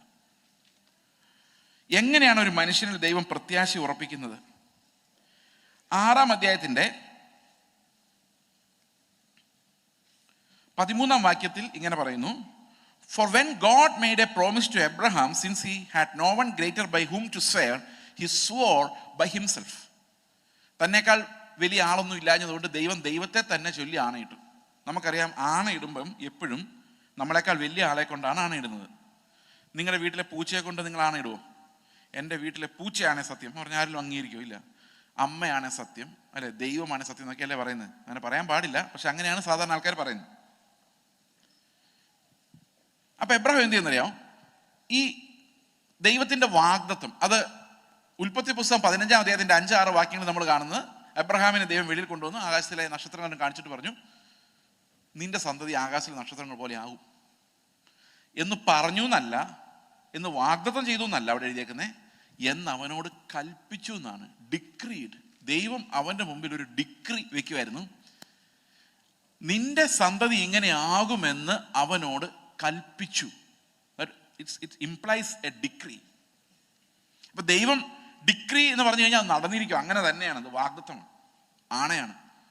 കാരണം ദൈവം പറഞ്ഞു ഒരു കാര്യവും നടക്കാതെ പോവുകയില്ല. That's why we call it decree. കൽപ്പിച്ചു. എബ്രഹാം അത് വിശ്വസിച്ചു. അടുത്ത വാക്യത്തിൽ പറയുന്നു, അവൻ അവനിൽ വിശ്വസിച്ചു, അത് അവന് നീതിയായി കണക്കിട്ടു. അപ്പൊ എബ്രഹാം നീതിമാനായത് എപ്പോഴാണെന്നറിയോ? അവൻ നീതി പ്രവൃത്തി ചെയ്യുന്നതിന് മുമ്പാ. ഈ എബ്രഹാം അന്നേരം എബ്രഹാമാണ്, പരിശോധന ഏറ്റിട്ടില്ല, ഒരു പ്രവൃത്തിയും ചെയ്തിട്ടില്ല. ദൈവം അബ്രാമിനെ നീതിമാനെ എന്ന് വിളിക്കുമ്പോൾ അവൻ ഒന്നും ചെയ്തിട്ടില്ല എന്ന് മാത്രമല്ല, പലപ്പോഴും എബ്രഹാമിന്റെ സ്വഭാവം കണ്ട നമുക്ക് തന്നെ വേദന തോന്നും. He was not a perfect man. പ്രത്യേകിച്ച് സാറായുമായിട്ടുള്ള ബന്ധത്തിൽ എബ്രഹാം, നിങ്ങളൊന്ന് ആലോചിക്കുക, ഞാൻ ഈ കഥ പറയുമ്പം ഇന്നത്തെ ഭർത്താക്കന്മാരാണെങ്കിൽ ഇന്നത്തെ ഭാര്യമാർ ഇത് സമ്മതിക്കുമെന്ന്. അവരൊരു ദേശത്തോടെ പോകുമ്പം അബിമേലക്ക് എന്ന് പറയുന്ന രാജാവ് ഈ ഭാര്യ തട്ടിക്കൊണ്ടു പോകുന്ന ഒരു സംശയം എബ്രഹാമിനുണ്ടായി, അല്ലേ? നിങ്ങൾക്കറിയാം കാര്യം. അപ്പൊ എബ്രഹാം എന്താ പറഞ്ഞത് സാറയോട്? നീ പോയാൽ പൊക്കോട്ടെ, എനിക്കത് പ്രശ്നമല്ല, കാരണം എന്തായാലും നിന്നെ കൊണ്ടുപോകും. അപ്പൊ നിന്നെ കൊണ്ടുപോകുന്ന വഴിക്ക് ഞാൻ ചത്തുപോകാതിരിക്കാൻ വേണ്ടി, എന്നെ അവർ കൊല്ലാതിരിക്കാൻ വേണ്ടി എന്ത് ചെയ്യണം? ആങ്ങളെയാന്ന് പറഞ്ഞാൽ മതി. ഇന്നൊരു ഭർത്താവ് അത് പറയുന്ന ആലോചിച്ച് നോക്കി. നിന്നെ അവർ കൊണ്ടുപോകുന്നതിന് ഞാൻ തടയാനൊന്നും പോകുന്നില്ല, തടഞ്ഞ എൻ്റെ ജീവൻ പോകും. അതുകൊണ്ട് നീ പോകുന്ന വഴിക്ക് പൊക്കോ, എനിക്ക് എൻ്റെ തടി രക്ഷിക്കണമെന്ന് മാത്രമേ ഉള്ളൂ, അതിന് നീ എന്നെ ആങ്ങളെയാന്ന് പറഞ്ഞ് എന്നെ ഒന്ന് രക്ഷിച്ചോണം പോകുന്ന വഴിക്ക്. എങ്ങനെയുണ്ട്? സാറ എന്നിട്ട് അബ്രഹാമിനെ യജമാനനെ എന്ന് വിളിച്ചെന്നാണ്. നിങ്ങളൊക്കെ അങ്ങനെ ചെയ്താൽ നിങ്ങൾ സാറയുടെ പിള്ളേരെ പോലെ ആകും. ഈ എബ്രഹാമിന് ദൈവത്തെ അത്ര വലിയ വിശ്വാസം ഉണ്ടായിരുന്നു. പക്ഷെ എബ്രഹാം നിന്റെ പിതൃഭവനത്തെ എല്ലാം വിടണമെന്ന് പറഞ്ഞു ചാർച്ചക്കാരെല്ലാം വിടാൻ പറഞ്ഞിട്ട് അപ്പനെയും ചാർച്ചക്കാരെല്ലാം വിളിച്ചോണ്ടാണ് പോയത്. എബ്രഹാമിന് ഒത്തിരി ബലഹീനം നമുക്ക് കാണാൻ പറ്റും. പക്ഷേ അവസാനം കർത്താവ് അവനോട് ഇസഹാക്കിനെ മോറിയാമലയിൽ കൊണ്ട് അർപ്പിക്കാൻ പറഞ്ഞപ്പോൾ ഒരു വേവറിങ്ങും നമ്മൾ കാണുന്നില്ല. ഈ ദൈവം നിനക്ക് സന്തതി ഉണ്ടാവുമെന്ന് പറഞ്ഞപ്പോഴും സാറ പറഞ്ഞത് കേട്ട്, അല്ലേ? ഏതായാലും ഇന്ന് നമ്മുടെ പെന്തക്കോസ്തുകാരെ പോലെയാ, ദൈവം ഏതായാലും വാഗ്ദത്തം ചെയ്തിട്ടുണ്ട്, ദൈവത്തിന്റെ ഭാഗം ഓക്കെ, നമ്മുടെ ഭാഗം 50-50. ദൈവം പാതി, ബാക്കി താൻ പാതി, അല്ലേ? അതാദ്യം താൻ പാതി. അപ്പൊ എബ്രഹാം അങ്ങനെ ചിന്തിച്ചു, ഓക്കെ, ഞാനായിട്ട് ദൈവത്തെ ഒന്ന് സഹായിച്ചേക്കാം. ഹാഗാറിന്റെ കൂടെ പോയി ഇസ്മായിൽ ഉണ്ടായി. ആ പ്രോബ്ലം ഇന്നു വരെ സോൾവ് ആയിട്ടില്ല. 21ാം നൂറ്റാണ്ടിൽ സോൾവ് ആകാതെ കിടക്കുന്ന ഒരു പ്രോബ്ലം. മനുഷ്യൻ ദൈവത്തിന്റെ വാഗ്ദത്തങ്ങളെ സ്പീഡിലാക്കാൻ നോക്കിയതാണ്. ഈ എബ്രഹാം അവസാനം വളരെ ഈസി ആയിട്ട് നീതിമാനാണേ, ഇപ്പൊ നീതിമാന, എന്നോട്ട് നീതിമാന, ദൈവം പ്രഖ്യാപിച്ച അന്നോട്ട് നീതിമാന. അവസാനം ഇസ്ഹാക്കിനെ കൊണ്ട് യാഗം അർപ്പിക്കാൻ മോറിയ മലയിലേക്ക് പോകാൻ നേരത്ത് സാറായോട് ചോദിച്ചില്ല, ഒരു മനുഷ്യനോട് അഭിപ്രായം ചോദിച്ചില്ല. ദൈവമേ, സോദോം ഗൊമോറയെ നശിപ്പിക്കല്ലേ എന്ന് നിലവിളിച്ച് കരഞ്ഞ അബ്രഹാം സ്വന്തം മകനെ സ്പെയർ ചെയ്യാൻ വേണ്ടി പ്രാർത്ഥിച്ചില്ല. ഈ മകനുമായിട്ട് നേരെ മോറിയ മലയിലേക്ക് പോകുമ്പോൾ എബ്രഹാമിന്റെ മനസ്സിൽ ഒരു ഫെയ്ത്ത് ഉണ്ടായിരുന്നു. എന്തായിരുന്നറിയാം? 2 കാര്യങ്ങളായിരുന്നു എന്നാ പൗലോസ് പറയുന്നത്. ഒന്ന്, മരിച്ചവരെ ഉയർപ്പിക്കുന്ന ദൈവം. ഈ ഇസ്ഹാക്കിന് മേലൊരു വാഗ്ദത്തമുണ്ട്. ഇസ്ഹാക്കിന്റെ തലമുറ ലോകത്തിലെ ഏറ്റവും വലിയ ജനമായി മാറും, ആകാശത്തിലെ നക്ഷത്രങ്ങൾ പോലെ സന്തതികൾ ഉണ്ടാകുമെന്ന് വാഗ്ദത്തമുണ്ട്. ഈ വാഗ്ദത്ത സന്തതിയെ യാഗമർപ്പിക്കുമ്പോഴും വാഗ്ദത്തം മാറുന്നില്ല. ആ ഉറപ്പ് അവിടെ കിടക്കുക, അവനെ നീതിമാനാക്കിയ വിശ്വാസം അവിടെ കിടക്കുക. അപ്പോൾ ഒരു വഴിയുള്ളൂ, ഈ ആരെയാണോ യാഗമർപ്പിക്കുന്നത് അവനെ ദൈവം രണ്ടാമത് എഴുന്നേൽപ്പിക്കണം. അതല്ലാതെ വാഗ്ദത്തം നിറവേറില്ലല്ലോ. വാഗ്ദത്തം ഡിക്രിയാണ്, അത് നിറവേറിയേ പറ്റൂ. അപ്പൊ എബ്രഹാം വാഗ്ദത്തത്തിൽ ഉറച്ചു നിന്നുകൊണ്ട് അവൻ ഒരു കാര്യം മനസ്സിലായി, ഇസ്ഹാക്കിനെ മരണത്തിന് ഏൽപ്പിച്ചാലും ഉയർത്തെഴുന്നേൽപ്പിക്കാൻ കഴിവുള്ളൊരു ദൈവമാണ്. വാഗ്ദത്തം ഒരിക്കലും നിറവേറാതിരിക്കുകയില്ല. അപ്പൊ പുനരുത്ഥാനത്തിൽ വിശ്വസിക്കുന്ന നമ്മൾ പഴയ നിയമത്തിൽ പ്രകടമായി കാണുന്നത് ആദ്യം ഇവിടെയാണ്. അതായിരുന്നു ആദ്യത്തെ വിശ്വാസം. രണ്ടാമത്തെ എന്താണെന്നറിയോ? ഇല്ലാത്തതിനെ ഉള്ളതുപോലെ വിളിച്ചു വരുത്താൻ കഴിയുന്നവനായി. ഇത് ഏത് അധ്യായത്തിൽ എഴുതിയിരിക്കുന്നത്? റോമർ 4:17. മരിച്ചവരെ ഉയർപ്പിക്കുകയും ഇല്ലാത്തതിനെ ഉള്ളതുപോലെ വിളിച്ചു വരുത്തുകയും ചെയ്യുന്നവനായി താൻ വിശ്വസിച്ച ദൈവത്തിൽ. അപ്പൊ ഈ രണ്ട് വിശ്വാസം ഉള്ളത് കൊണ്ടാണ് എബ്രഹാം ഇസ്ഹാക്കിനെ യാഗം അർപ്പിക്കാൻ കൊണ്ടുവന്നത്. എബ്രായ ലേഖനത്തിൽ പറയുന്നത് എന്നറിയോ? ഈ രണ്ട് വിശ്വാസം അവന് നിറവേറി.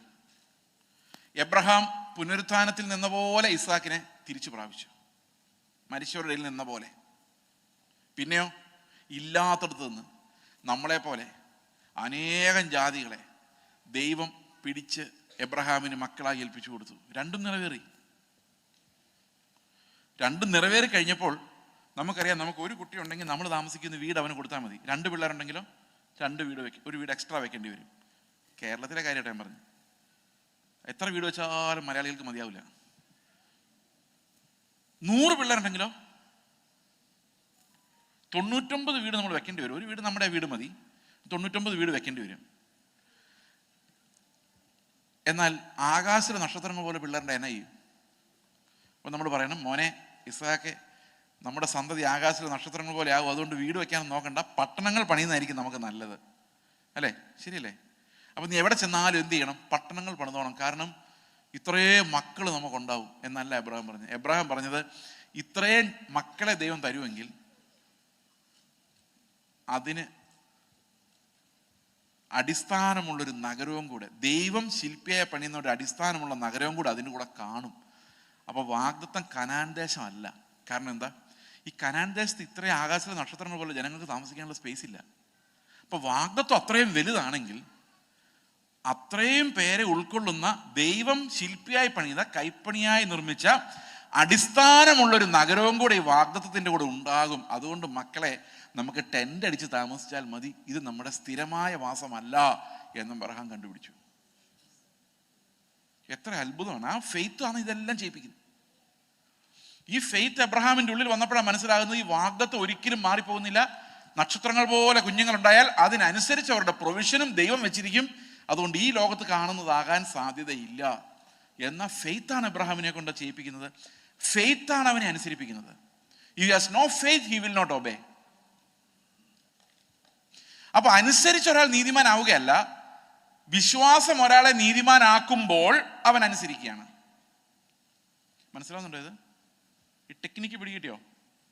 അതായത് നമ്മൾ നല്ലത് പ്രവർത്തിച്ച് നീതിമാന്മാരാവുകയല്ല, നമ്മുടെ ഉള്ളിലുള്ള വിശ്വാസമാണ് നമ്മളെ അനുസരിക്കുന്നവരാക്കി മാറ്റുന്നത്. ഇനി മുമ്പോട്ട് വരുമ്പോൾ 16-ാം വാക്യം മലയാളത്തിൽ വായിക്കാം. 17-ാം വാക്യം.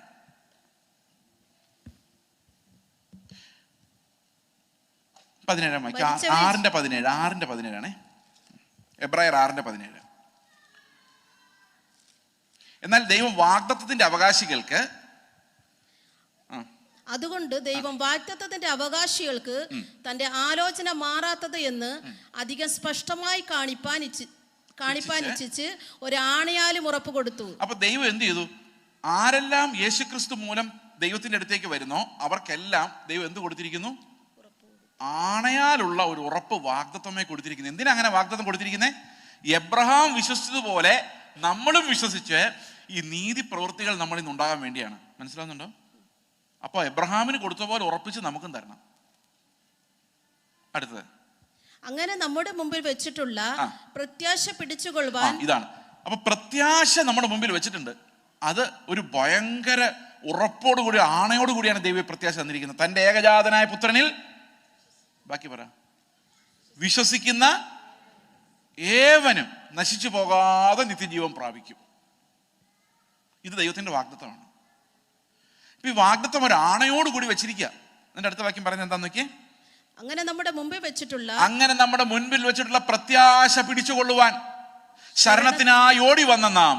അപ്പൊ ഇവിടെ നമ്മുടെ മുമ്പിൽ ഞാൻ ഇത്രയും നേരം ഒരു പ്രത്യാശ വെക്കുമായിരുന്നല്ലേ? നിങ്ങൾ കണ്ടോ? ആ പ്രത്യാശ വെച്ചു. പക്ഷെ ഇനി ഇത് പിടിക്കണം. പിടിച്ചുകൊള്ളുവാൻ എന്ത് ചെയ്യണം? ശരണത്തിനായി ദൈവത്തിന്റെ അടുത്തേക്ക് തന്നെ ചെന്നിട്ട് പറയണം, ദൈവമേ ഞങ്ങളെ രക്ഷിക്കണമേ എന്ന് പറയുമ്പോൾ, അപ്പോൾ പല ആൾക്കാർക്കും രക്ഷിക്കപ്പെട്ടോ എന്ന് സംശയമുണ്ട്. അപ്പൊ എന്ത് ചെയ്യണം? കർത്താവിൻ്റെ അടുത്ത് ചോദിച്ചാൽ മതി, കർത്താവ് എന്നെ പാപത്തിൽ നിന്ന്, ഞാനൊരു പാപിയാണ്, എന്നെ പാപത്തിൽ നിന്ന് രക്ഷിക്കണേ എന്ന് നമ്മുടെ ഹൃദയത്തിൽ ഒരു നിലവിളി ഉണ്ടായാൽ അതിനർത്ഥം തന്നെ വിളിച്ചപേക്ഷിക്കുന്ന ഏവനെയും രക്ഷിക്കുവാൻ അവൻ ശക്തനാകുന്നു. നമ്മുടെ ഉള്ളിൽ ആ കരച്ചിലുണ്ടെങ്കിൽ സ്വർഗ്ഗത്തിൽ ചെല്ലുമ്പോൾ എനിക്ക് ചോദിക്കാൻ മേലെ കർത്താവ് ഞാൻ കരഞ്ഞിട്ട് എന്നെ എന്താ രക്ഷിക്കാൻ ചെന്ന്, അല്ലേ? അവനെ വിളിച്ചപേക്ഷിക്കുന്ന ഏവനും രക്ഷിക്കപ്പെടുമെന്ന് ഉണ്ടല്ലോ. അപ്പോൾ ഒരു കാര്യമുണ്ട്, ഈ രക്ഷിക്കപ്പെടണമെങ്കിൽ നമുക്ക് കണ്ണ് തുറന്നാലേ നിലവിളിക്കാൻ പറ്റുള്ളൂ, അത് വേറെ കാര്യം. ഓക്കെ, എനിവേ, അപ്പൊ അവനെ വിളിച്ചപേക്ഷിച്ച് ശരണത്തിനായി അവന്റെ അടുത്തേക്ക് ചെല്ലുന്നവർക്കെല്ലാം അവൻ കൊടുക്കുന്നത് എന്താണെന്നറിയോ? അടുത്ത വാക്യം, ആ പ്രത്യാശ നമുക്ക് ശരണത്തിനായി ഓടി വന്ന നാം മാറിപ്പോകാത്തതും ദൈവത്തിന് ബോഷ്ക്ക് പറയാൻ കഴിയാത്തതുമായ രണ്ട് കാര്യങ്ങളാൽ ശക്തിയുള്ള പ്രബോധനം പ്രാപിക്കാൻ പറ്റും. അപ്പം ദൈവത്തിന്റെ അടുത്ത് ആരാണോ രക്ഷയ്ക്കായി അപേക്ഷിക്കുന്നത് അവർക്കെല്ലാം ലഭിക്കുന്നത് രണ്ട് കാര്യങ്ങളാൽ, ഒരിക്കലും മാറിപ്പോകാത്ത, വാക്ക് മാറ്റാൻ പറ്റാത്ത, ബോഷ്കില്ലാത്ത രണ്ട് കാര്യങ്ങളാൽ ശക്തിയുള്ള ഒരു പ്രബോധനം പ്രാപിക്കുവാൻ ഇടവരുന്നു. ഓക്കെ, അടുത്ത വാക്യം, ആ പ്രത്യാശ. അപ്പൊ ഈ പ്രത്യാശ എവിടെ നിന്നാ വരുന്നത്? ഒരു പാസ്റ്റർ പ്രസംഗിക്കുന്നതിൽ നല്ല ഇത് വരുന്നത്. കുറെ നാളായിട്ട് നമ്മുടെ ഇടയിലൊന്നും പ്രത്യാശ ഇല്ല എന്നാ പാസ്റ്റർ പറഞ്ഞേ. ശരി, ഇന്ന് തൊട്ട് അങ്ങ് പ്രത്യാശിച്ചേക്കാം. അങ്ങനെയൊന്നും പ്രത്യാശ വരികയല്ല, ഈ മോഹമൊന്നും അങ്ങനെ പോവില്ല. ഈ പ്രത്യാശ വരണമെങ്കിൽ ദൈവത്തിന്റെ ശബ്ദം വാഗ്ദത്തമായി നമ്മൾ കേൾക്കണം. ആത്മാവിന്റെ ശബ്ദം നമ്മുടെ ആത്മാവോട് പറയുന്ന പുത്രത്വത്തിന്റെ വാഗ്ദത്തങ്ങൾ നമുക്ക് ലഭിക്കണം. അപ്പൊ ദൈവത്തിന്റെ അടുത്ത് നിങ്ങൾ നിലവിളിച്ചാൽ തീർച്ചയായിട്ടും ദൈവം വാഗ്ദത്തം നിങ്ങൾക്ക് നൽകും. ആ വാഗ്ദത്തം ഇങ്ങനെ ആണയോടുകൂടി ഉറപ്പിക്കപ്പെട്ടൊരു വാഗ്ദത്തമാണ്. എൻ്റെ പ്രസംഗങ്ങൾ കൊണ്ട് നിങ്ങൾക്ക് ആർക്കും പ്രത്യാശ ഉണ്ടാകാൻ പോകുന്നില്ല, പക്ഷെ ദൈവത്തിന്റെ ആത്മാവ് നിങ്ങളോട് സംസാരിച്ചാൽ നിങ്ങൾക്ക് പ്രത്യാശ ഉണ്ടാകും. അടുത്ത വാക്യം, രണ്ട് കാര്യങ്ങളാൽ ആ പ്രത്യാശ നമുക്ക് ആത്മാവിന്റെ ഒരു നങ്കൂരം തന്നെ. നങ്കൂരം എന്ന് പറഞ്ഞു കഴിഞ്ഞാൽ എന്താണ്? We have as an anchor of our soul. നമ്മുടെ പ്രാണന് ഈ പ്രത്യാശ ഒരു നങ്കൂരമാണ്. നങ്കൂരം നിങ്ങൾ കണ്ടിട്ടുണ്ടോ? ആങ്കർ. പണ്ടുകാലത്ത് ഇന്ത്യയിൽ ആങ്കർ സ്വിച്ച് ഉണ്ടായിരുന്നു, അല്ലേ? ആങ്കർ സ്വിച്ചിന്റെ അടയാളം എന്താണ്? ഒരു ആങ്കർ. ആങ്കറിന് എങ്ങനെ നിങ്ങൾക്ക് ആങ്കറിന് എത്ര ഹുക്കുണ്ട്? 2 ഹുക്ക്, അല്ലേ? നമ്മൾ എത്ര കാര്യങ്ങളല്ല ദൈവം നമുക്ക് ആണയിടുന്നു പറഞ്ഞേ? 2 കാര്യങ്ങൾ. അപ്പൊ ഇതൊരു ആങ്കർ പോലെ പ്രവർത്തിക്കുന്ന ഈ ദൈവത്തിന്റെ വാഗ്ദത്തം. അപ്പൊ നമ്മുടെ സോളിൽ നിന്ന് പുറപ്പെടുന്ന ഒരു നങ്കൂരം, ഈ സോളിന്റെ നങ്കൂരം, സോളിനെ ഉറപ്പിച്ച് നിർത്തുന്ന, നമ്മുടെ പ്രാണനെ ദൈവത്തോട് ഉറപ്പിച്ച് നിർത്തുന്ന നങ്കൂരമാണ് എന്ത്? പ്രത്യാശ. ഈ നങ്കൂരത്തിന്റെ 2 ഹുക്കുണ്ടല്ലോ, അത് എങ്ങോട്ടാ പോയിരിക്കുന്നറിയോ? അത് നിശ്ചയവും സ്ഥിരവും തിരശ്ശീലക്കകത്തേക്ക് കടക്കുന്നതുമാണ്. അപ്പൊ തിരശ്ശീലയ്ക്ക് അപ്പുറത്തേക്ക് പോയി, അത് നമുക്ക് കാണാൻ പറ്റത്തില്ല. അപ്പൊ തിരശ്ശീലയ്ക്ക് അപ്പുറത്തുള്ളത് എന്തിനാ ഈ തിരശ്ശീല ഇട്ടിരിക്കുന്നത്? അതിനപ്പുറത്തുള്ളത് നമുക്ക് കാണാൻ സാധിക്കില്ല, ഇപ്പുറത്തുള്ളതേ കാണാൻ സാധിക്കുള്ളൂ. അപ്പൊ കാണാത്ത കാര്യങ്ങൾ എന്താണ്? വിശ്വാസം എന്നതോ ആശിക്കുന്നതിന്റെ ഉറപ്പും. അപ്പൊ തിരശ്ശീലയ്ക്ക് അപ്പുറത്ത് എന്താ ഉള്ളത്? അടുത്ത വാക്യം, അവിടേക്ക് യേശു മൽക്കീസദേക്കിന്റെ ക്രമപ്രകാരം എന്നേക്കും ഒരു മഹാപുരോഹിതനായി മുൻപ് കൂട്ടി നമുക്ക് വേണ്ടി പ്രവേശിച്ചിരിക്കുന്നു. അപ്പൊ ഈ നങ്കൂരത്തിന്റെ അറ്റത്ത് എന്താ ഉള്ളത്? തിരശ്ശീലയ്ക്ക് അപ്പുറത്തേക്ക് കിടക്കുന്ന 2 ഹുക്കുള്ള ആ നങ്കൂരം ആരാ പിടിച്ചേക്കുന്നേ? ഒന്നും മനസ്സിലായില്ല? ആരാ പിടിച്ചേക്കുന്നേ? യേശു ക്രിസ്തു എന്ന മഹാപുരോഹിതൻ. മൽക്കീസദേക്കിന്റെ ക്രമപ്രകാരം എന്നേക്കുമുള്ളൊരു മഹാപുരോഹിതനാണ് ഈ നങ്കൂരത്തിന്റെ 2 അറ്റത്തും, അല്ല 2 ഹുക്കിലും പിടിച്ചേക്കുന്നത്. അപ്പൊ ഈ 2 കാര്യങ്ങൾ എന്താ? 2 ഹുക്കുകൾ എന്തൊക്കെയാ? 2 ഹുക്കുകൾ ഒരിക്കലും മാറ്റം വരാത്തതും ബോഷ്ക്ക് പറയാത്തതുമായ 2 കാര്യങ്ങൾ എന്താ? അത് യേശുക്രിസ്തുവിന്റെ മഹാപൗരോഹിത്യത്തെ സംബന്ധിക്കുന്നതാണ്. എന്താ ഈ 2 കാര്യങ്ങൾ? മഹാപുരോഹിതൻ ചെയ്യുന്ന 2 കാര്യങ്ങൾ എന്തൊക്കെയാ? സാധാരണഗതിയിൽ ഒരു മഹാപൗരോഹിത്യത്തിൽ ഉള്ള 2 കാര്യങ്ങൾ, ഏറ്റവും പ്രധാനപ്പെട്ട 2 പണി പുരോഹിതന്മാർ ചെയ്യുന്നത്. ഒന്ന് യാഗം കഴിക്കുക, മറ്റൊന്ന് ജനത്തിനു വേണ്ടി മധ്യസ്ഥ അണയ്ക്കുക. അപ്പോൾ ഈ ഒരു ഹുക്ക്, ആദ്യത്തെ ഹുക്ക് എന്ന് പറയുന്നത് യാഗം കഴിക്കുന്നതാണ്. കർത്താവ് നമുക്ക് വേണ്ടി ഏകയാഗം കഴിച്ചിരിക്കുന്നു. ഞാൻ ആദ്യം ഓർത്തഡോക്സിലാണ് പോയിക്കൊണ്ടിരുന്നത്. ഞാൻ നിങ്ങളോട് പറഞ്ഞല്ലോ, ഈ ഓർത്തഡോക്സ് ചർച്ചിൽ എന്ന് വെച്ച് കഴിഞ്ഞാൽ ഓരോ വർഷവും നമ്മൾ കുമ്പസാരിച്ച് കുർബാന കൈക്കൊള്ളണം. ഓർത്തഡോക്സ് വന്നവരൊക്കെ ഇവിടെ ഇരിപ്പുണ്ടല്ലോ, അല്ലേ? ഉണ്ടാവും. അപ്പോൾ ഓരോ വർഷവും നമ്മൾ പാപങ്ങൾ ക്ലിയർ ചെയ്യും, എന്നിട്ട് അടുത്ത വർഷത്തേക്ക് പാപം ചെയ്തിട്ട് പിന്നെയും ക്ലിയർ ചെയ്യും. അങ്ങനെയാണ്. അങ്ങനെ ഞാൻ മരിക്കാൻ കിടക്കുകയാണ്, ലാസ്റ്റ് മൊമെന്റിലോട്ട് എത്തി. അപ്പം അച്ഛൻ വന്ന് ഒടുക്കത്തെ ഒപ്രൂഷ്മ എന്ന് പറഞ്ഞ അവസാനത്തെ കുർബാന തരും. ഉടനെ ഞാൻ മരിച്ചും പോയി. പക്ഷെ മരിക്കുന്നതിന് മുമ്പ് എൻ്റെ ഉള്ളിലൊരു സംശയം, ഈ അച്ഛൻ എത്ര പൈസ കൊണ്ടുപോയി കാണും എന്നൊരു സംശയം എൻ്റെ ഉള്ളിലുണ്ട്. കാരണം ഈ പൈസയോടുള്ള ദാഹം മിക്കവാറും എല്ലാവർക്കും ഉണ്ടല്ലോ. പിള്ളേരെ എങ്ങാനും പറ്റിച്ച് കൂടുതലൊക്കെ പശുവെല്ലാം മേടിച്ചുകൊണ്ട് പോയോ എന്നൊരു സംശയം. ആ ഒരു പാപം ഒഴിച്ച് ബാക്കി എല്ലാ പാപവും ആ ഒപ്രൂഷ്മയോട് തീർന്നു. ഓക്കെ. എന്നിട്ട് ഞാൻ മരിച്ചു കഴിഞ്ഞ് 9-ാം ദിവസം അച്ഛൻ വന്ന് ഒരു കുർബാനയും കൂടെ കഴിക്കും. അപ്പോൾ ഈ അവസാനത്തെ പാപം തീർന്നില്ലേ? തീർന്നോ ഇല്ലയോ? തീർന്നല്ലോ. പക്ഷെ തീർന്നിട്ടില്ല. 40-ാം ദിവസം അച്ഛൻ പിന്നെയും വരും. തീർന്നിട്ടില്ല. വർഷാവർഷങ്ങൾ പിന്നെ ആ കുർബാന കഴിക്കും. അതിൻ്റെ അർത്ഥം എന്താണെന്നറിയോ? ഒരു കാലത്തും ഈ കുർബാന കൊണ്ട് ഒരുത്തൻ രക്ഷപ്പെട്ടെന്ന് യാതൊരു തെളിവുമില്ല. 2000 വർഷം കഴിഞ്ഞാൽ ഈ കുർബാന എങ്ങനെ തുടരും? അതിനർത്ഥം എന്താ? ഈ കുർബാന കൊണ്ട് അവൻ ഗതി പിടിച്ചിട്ടില്ല, അവൻ എവിടെയാണെന്ന് ഇപ്പോഴും അറിയത്തില്ല. നോ ഗ്യാരണ്ടി, നോ ആണ. എന്നാൽ യേശുക്രിസ്തുവിന്റെ യാഗം അങ്ങനെയല്ല. അതൊരാണയോടുകൂടി ഉറപ്പിക്കപ്പെട്ടതാണ്. കാരണം ഒറ്റ യാഗമാണ്, അതിൽ തീർന്നു പരിപാടി. രണ്ടാമത് ആവർത്തിക്കപ്പെടേണ്ട കാര്യമില്ല. That means by one sacrifice he has perfected all his saints for all time. Okay. നമുക്ക് ഇതൊന്നുകൂടെ ക്ലിയർ ആയിട്ട് മനസ്സിലാക്കാൻ വേണ്ടി എബ്രായ ലേഖനം 13:9 വായിക്കാം. 13:9. വിവിധവും അന്യവുമായ 13 എബ്രായ ലേഖനം 13:11. മഹാപുരോഹിതൻ മഹാപുരോഹിതൻ യാഗം കഴിക്കുന്ന കാര്യം കേട്ടോ പറയുന്നത്. മഹാപുരോഹിതൻ പാപപരിഹാരത്തിനായി രക്തം വിശുദ്ധ മന്ദിരത്തിലേക്ക് കൊണ്ടുപോകുന്ന മൃഗങ്ങളുടെ ഉടൽ പാളയത്തിന് പുറത്ത് വെച്ച് ചുട്ടുകളയും. അപ്പൊ പാളയത്തിന് പുറത്ത് ഉടല്, രക്തം വിശുദ്ധ മന്ദിരത്തിൽ. 2 സ്ഥലത്താ അല്ലെ? ശരീരമുള്ളിടത്തല്ല രക്തം. ഓക്കെ. അടുത്ത വാക്യം. അങ്ങനെ യേശുവും സ്വന്തം രക്തത്താൽ ജനത്തെ വിശുദ്ധീകരിക്കേണ്ടതിന് നഗരവാതിലിന് പുറത്ത് വെച്ച് കഷ്ടം സഹിച്ചു. അപ്പൊ യേശുവിന്റെ ശരീരം എവിടെ കഷ്ടം അനുഭവിക്കുന്നേ? നഗരവാതിലിന് വെളിയിൽ. രക്തം എവിടെ അർപ്പിക്കുന്നേ?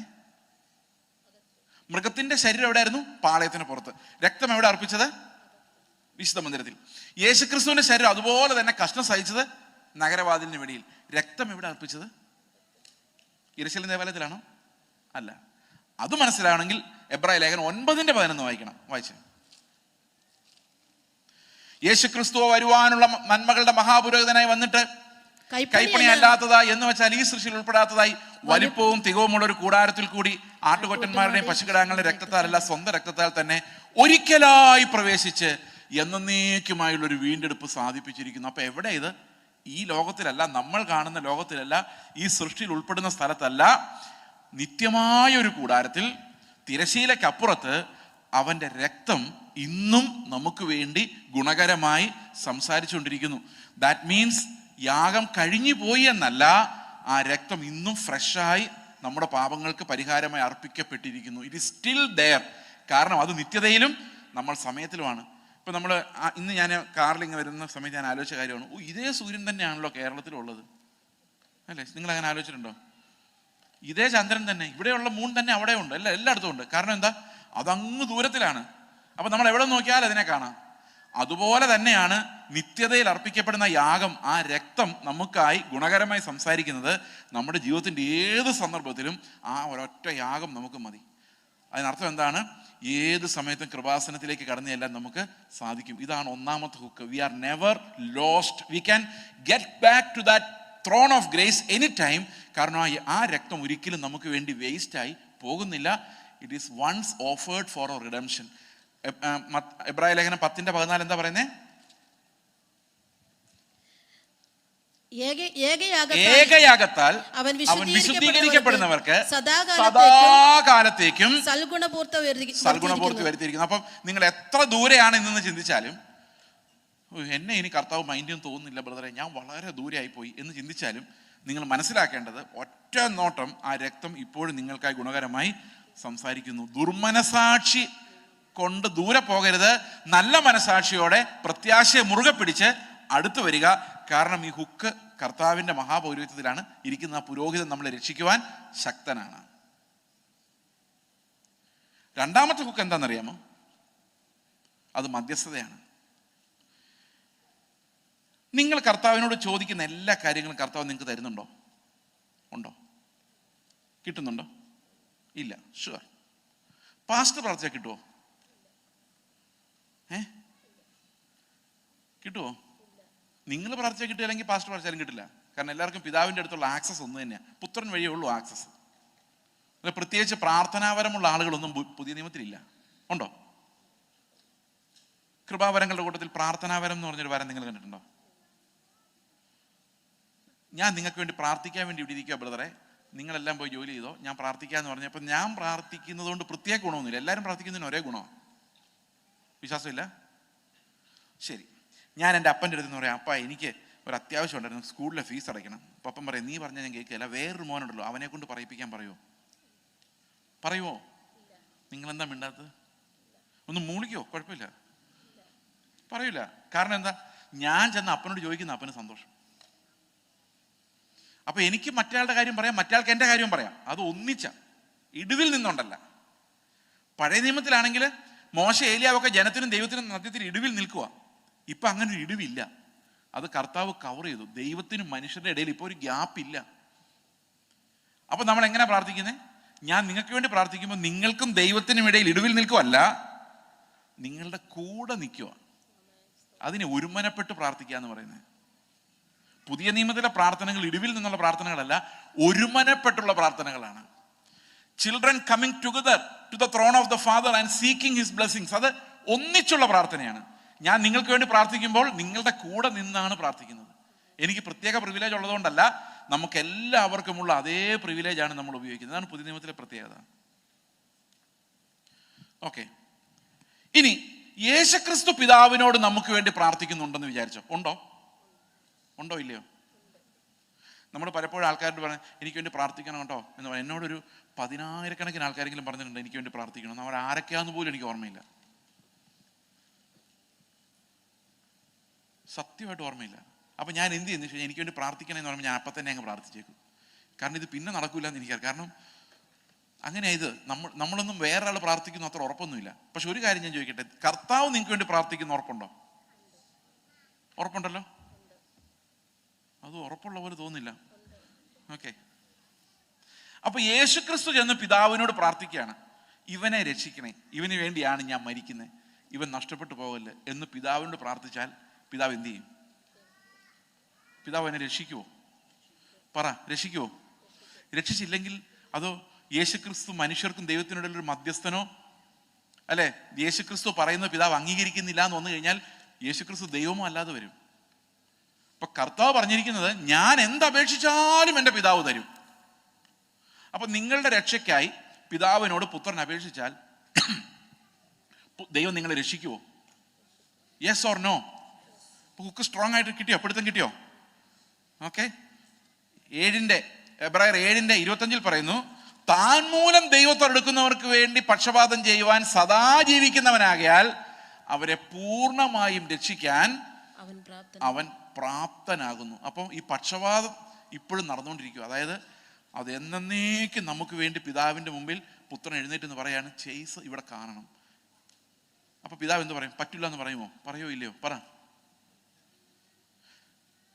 ഒരു ഉറപ്പില്ലാത്ത പോലെ തോന്നുന്നു. ഓക്കെ, അപ്പൊ കർത്താവ് അങ്ങനെ പ്രാർത്ഥിച്ചു കഴിഞ്ഞാൽ നമുക്ക് ഒരു കാര്യം ഉറപ്പിക്കാം, ഈ ലോകത്തൊന്നും കിട്ടിയില്ലെങ്കിലും, ഈ ലോകത്ത് ആൾക്കാരെന്നെ നിന്ദിച്ച് ഉപേക്ഷിച്ചാലും, ആരും എന്നെ തിരിഞ്ഞു നോക്കാനില്ലെങ്കിലും, സ്വർഗത്തിൽ എനിക്കൊരു വാസസ്ഥലമുണ്ട്. അത് എടുത്തു മാറ്റാൻ ദൂതർക്കും കൂടെ അസാധ്യം അല്ലെ? ആർക്കും അത് എടുത്തു മാറ്റാൻ സാധ്യമല്ല. കാരണം എന്താണ്? അത് പുത്രന്റെ വാഗ്ദത്തമാണ്. എബ്രഹാം വിശ്വസിച്ചതുപോലെ ഞാനും വിശ്വസിക്കുന്നു. എന്താണ്?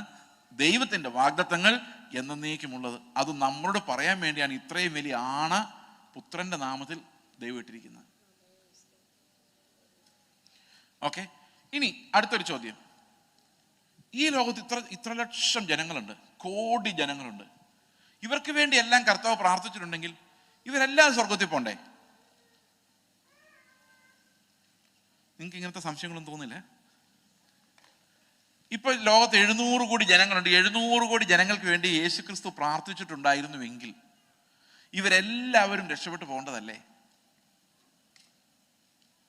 അപ്പൊ കർത്താവ് എല്ലാവർക്കും വേണ്ടി പ്രാർത്ഥിച്ചില്ലേ? കർത്താവ് ആർക്ക് വേണ്ടിയാ പ്രാർത്ഥിച്ചത്? നമുക്ക് അതും കൂടെ നോക്കുമ്പോൾ ഏതാണ്ടൊരു വെളിവ് തലക്കകത്ത് വരും എന്ന് ഞാൻ ചിന്തിക്കുന്നു. യോഹന്നാന്റെ സുവിശേഷത്തിനകത്ത് ഒരു ലിസ്റ്റ് കൊടുത്തിട്ടുണ്ട്, കർത്താവ് അവസാനം പ്രാർത്ഥിച്ചത് ആർക്കൊക്കെ വേണ്ടിയാണ്. അപ്പോൾ ആ ലിസ്റ്റ് നിങ്ങളുടെ മുമ്പിൽ വായിക്കാൻ പോവാണ്. ആ ലിസ്റ്റിൽ നിങ്ങളുടെ പേര് കണ്ടാൽ നിങ്ങൾ കൈ ഉയർത്തി സ്തോത്രം ചെയ്യണം. ഓക്കെ, അത് കണ്ടാൽ മാത്രം ചെയ്താൽ മതി. ഞാൻ ബൈബിൾ മാത്രമേ വായിക്കുള്ളൂ. ബൈബിൾ വായിക്കുമ്പോൾ നിങ്ങളുടെ പേര് കണ്ടാൽ, നിങ്ങൾക്ക് വേണ്ടി യേശു ക്രിസ്തു പ്രാർത്ഥിച്ചിട്ടുണ്ടെന്ന് നിങ്ങളുടെ പേര് അതിൽ കണ്ടാൽ നിങ്ങൾ കൈ പൊക്കി സ്തോത്രം ചെയ്യണം. ചെയ്യുമോ? ഞാനിങ്ങനെ വചനം പഠിപ്പിക്കുന്ന വിചാരിച്ചുകൊണ്ട് നിങ്ങൾ സ്തോത്രം ചെയ്ത് നിർബന്ധമൊന്നുമില്ല. ഉണർവ് പ്രസംഗർ വന്നാൽ മാത്രമല്ല സ്തോത്രം ചെയ്യേണ്ടത്. ഓക്കെ, അപ്പം ഞാൻ ലിസ്റ്റ് വായിക്കാൻ പോവാണേ. കർത്താവിൻ്റെ മഹാപുരോഹിത പ്രാർത്ഥന, യോഹന്നാന്റെ സുവിശേഷം 17-ാം അധ്യായം. 17-ാം അധ്യായത്തിൽ കർത്താവ് ആർക്കൊക്കെ വേണ്ടിയാണ് പ്രാർത്ഥിക്കുന്നുള്ളൊരു ലിസ്റ്റ് പബ്ലിഷ് ചെയ്തിട്ടുണ്ട്. നമ്മളത് വായിക്കാൻ പോവാം. നിങ്ങളുടെ കയ്യിലെല്ലാം ഒരു പ്രാർത്ഥന ലിസ്റ്റ് ഉണ്ടല്ലോ.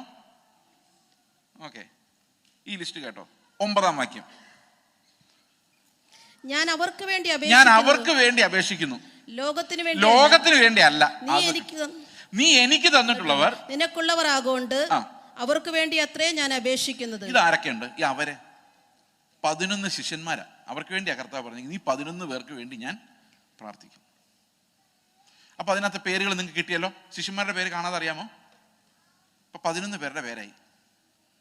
നിങ്ങൾ കൈവക്കാറായിട്ടില്ല. പേര് കണ്ടോ അതിനകത്ത്? പത്രോസിന് പേരുള്ള ആൾക്കാർ ഇവിടെ ഉണ്ടായിരിക്കും, പക്ഷെ ഈ പത്രോസ് അല്ല, ആ പത്രോസ്.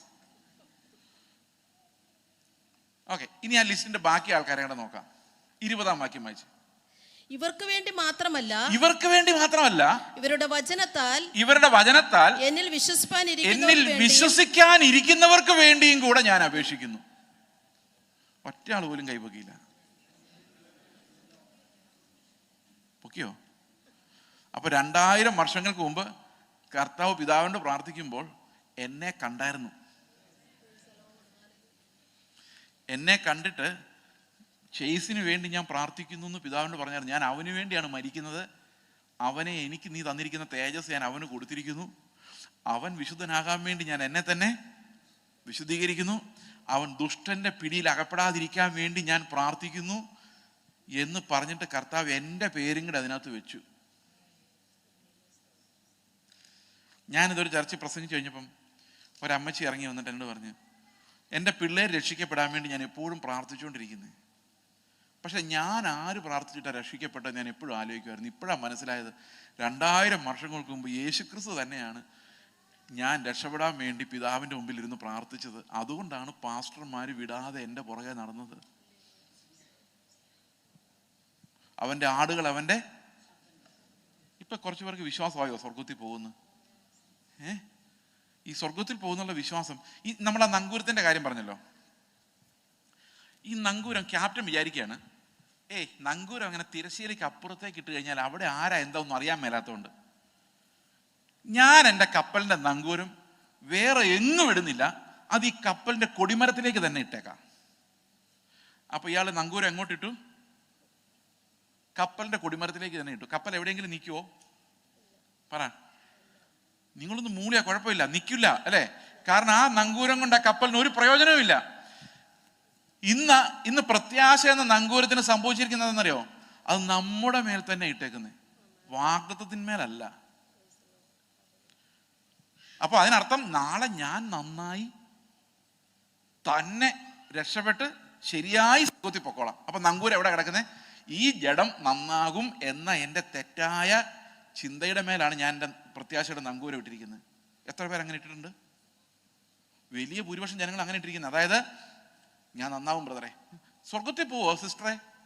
ആർക്കറിയാം ബ്രദറെ, പോയാ പോയി എന്ന് പറയാം. എന്താ സിസ്റ്റർ അങ്ങനെ പറയുന്നേ? നന്നായിട്ടില്ല ബ്രദറെ. അപ്പൊ നന്നാവോ? ആർക്കറിയാം, നന്നാവുമായിരിക്കും. നന്നാവോ? ഒരിക്കലും നന്നാവാൻ പോകുന്നില്ല. രക്ഷപ്പെടാനുള്ള ഒരേ ഒരു വഴി പുത്രനെ നോക്കുക എന്നുള്ളത് മാത്രമാണ്. രക്ഷപ്പെടാനുള്ള ഒരേ ഒരു വഴി ദൈവത്തിന്റെ വാഗ്ദത്തമാണ്. അതുകൊണ്ടാണ് എബ്രഹാമിനെ അവിടെ മുന്നേ നിർത്തിയിരിക്കുന്നത്. രക്ഷിക്കപ്പെടുക എന്ന് പറഞ്ഞാൽ അതിന്റെ അർത്ഥം വിശ്വാസത്താൽ ദൈവത്തിന്റെ വാഗ്ദത്തങ്ങളിലേക്ക് ഉറപ്പോടെ നോക്കുക എന്നുള്ളതാണ്. അപ്പൊ നിങ്ങളെ സാത്താൻ പറയും, ഇല്ല, നിന്നെ നോക്കിക്കേ, നീ ഒട്ടും നന്നായിട്ടില്ല. ഇത്രയും നാളായിട്ട് നിന്റെ സ്വഭാവം മാറിയിട്ടുണ്ടോ? ഇപ്പോഴും പിള്ളേരെടുത്ത് ദേഷ്യപ്പെടുന്നില്ലേ? ഇപ്പോഴും ഭർത്താവുമായിട്ട് ഉടക്കല്ലേ? അപ്പം നമ്മൾ ശരിയാ, എന്നെ കൊണ്ടുപോകാൻ സാധ്യതയില്ല, ഞാൻ പോക്കാം. ദൈവത്തിന് രക്ഷിക്കാൻ പറ്റും, പക്ഷെ ഇത്രയും വലിയ പാപിയെ രക്ഷിക്കാൻ പറ്റില്ല. വലിയ രോഗമൊക്കെ ഞാൻ തന്നെ ചികിത്സിച്ച് നന്നായി കഴിഞ്ഞാൽ ദൈവം കുഞ്ഞു രോഗങ്ങളെയൊക്കെ ചികിത്സിച്ച് എന്നെ കൊണ്ടുപോയിക്കോളൂ. എന്ത് മനോഹരമായ വിശ്വാസം! പ്രിയ സഹോദരങ്ങളെ, ദൈവത്തിന്റെ രക്ഷയെ നമ്മൾ നിസാരവൽക്കരിക്കരുത്. കർത്താവ് എന്താ പറഞ്ഞിരിക്കുന്നത്? നിന്നെ ഞാൻ എൻ്റെ കൂടെ സ്വർഗത്തിൽ ഇരുത്തും. വിശ്വസിച്ചവർക്കെല്ലാം കർത്താവിനെ സ്തോത്രം ചെയ്യാം. അത് വിശ്വസിച്ചാൽ നിങ്ങൾ രക്ഷപ്പെട്ടു. കാരണം ആ വിശ്വാസം ഉണ്ടെങ്കിലേ ഈ ജീവനെ ഇവിടെ വെച്ച് കളയാൻ നമുക്ക് ധൈര്യം ഉണ്ടാവുകയുള്ളൂ. ആ ലൈഫിന്റെ ഉറപ്പാണ്. ഈ ലൈഫിൽ ഒന്നും കിട്ടിയില്ലെങ്കിലും സാരമില്ല, കഷ്ടങ്ങൾ സാരമില്ല. ഈ കഷ്ടങ്ങൾ സാരമില്ല എന്നൊരാൾ പറയുന്നത് എപ്പോഴാ? നിത്യ തേജസ്സിൻ ഘനമോർത്തിടുമ്പോൾ. അത് ഓർത്താലേ ഉള്ളൂ, അല്ലെങ്കിൽ കഷ്ടം മഹാകഷ്ടമാണ്. നിത്യ തേജസ്സിൻ ഘനമോർത്തിടുമ്പോൾ ഞൊടി നേരത്തേക്കുള്ള കഷ്ടങ്ങൾ സാരമില്ല. എന്തുകൊണ്ടാ? അവസാനം മീറ്റിംഗ് എല്ലാം കഴിയുമ്പോൾ പാസ്റ്റർ പറയും, ആമേൻ കർത്താവാ യേശുവേ എന്ന് പറയുമ്പോഴേക്കും ഇവിടെ എല്ലാവരും വരണമേ. ആരെ കൊണ്ടുപോകാൻ? ഒരുറപ്പുമില്ല. ഉറപ്പില്ലാതെ നമ്മൾ എങ്ങനെ കർത്താവിനെ നോക്കി നിലവിളിക്കും? അതുകൊണ്ട് നമ്മൾ മനസ്സിലാക്കേണ്ടത് നമ്മുടെ വിശ്വാസ ജീവിതത്തിന്റെ ഒന്നാമത്തെ പടി എന്ന് പറയുന്നത് ഈ രക്ഷയുടെ ഉറപ്പാണ്. Assurance of salvation. We are saved by the work of Christ on the cross. ഇനി ഇതിന് ഒരു വാക്യം കൊണ്ട് നമുക്ക് വായിക്കാം, നിർത്താൻ പോവാം. 1 യോഹന്നാൻ 3-ാം അധ്യായത്തിന്റെ 2-ാം വാക്യം. നമ്മൾ ഒരിക്കലും ഇത് വായിച്ചാണ്. 1 യോഹന്നാൻ 3:2. പ്രിയമുള്ളവരെ, നാം ഇപ്പോൾ ദൈവമക്കളാകുന്നു. നാം ഇന്നത് ആകുമെന്ന് ഇതുവരെ പ്രത്യക്ഷമായിട്ടില്ല. അവൻ പ്രത്യക്ഷനാകുമ്പോൾ നാം അവനെ താൻ ഇരിക്കും പോലെ തന്നെ കാണുന്നതാകയാൽ അവനോട് സദൃശന്മാരാകുമെന്ന് നാം അറിയുന്നു. അപ്പൊ ഒരു കാര്യം എനിക്കറിയാം, എന്നെ എന്തിനാ കർത്താവ് ഇത്രയും കഷ്ടപ്പെട്ട് എന്നെ രക്ഷിച്ചുകൊണ്ട് സ്വർഗത്തിൽ കൊണ്ടുപോകുന്നത്? അവിടെ എനിക്ക് എന്താ പണി? ഇതൊന്നും എനിക്കറിയത്തില്ല. നമ്മൾ എന്തായി തീരുമെന്നൊന്നും അറിയില്ല. സ്വർഗത്തിൽ എന്തിനാ ഇത്രയും കഷ്ടപ്പെട്ട് എന്നെ പോലെ ഒരു പാവിയെ ഇങ്ങനെ നേരെയാക്കി യേശുക്രിസ്തുവിനെ പോലെ ആക്കി സ്വർഗത്തിൽ കൊണ്ടുപോകുന്നു? എനിക്ക് ഒരു പിടിയില്ല. പക്ഷെ ആകെ അറിയാവുന്ന ഒരു കാര്യമുണ്ട്, ഞാൻ സ്വർഗത്തിൽ ചെല്ലുമ്പോൾ എന്ത് സംഭവിക്കും? ഞാൻ അവനെ അവനിരിക്കുന്ന പോലെ തന്നെ കാണുന്നതാകൊണ്ട് അവനോട് സദൃശനാകുമെന്ന്.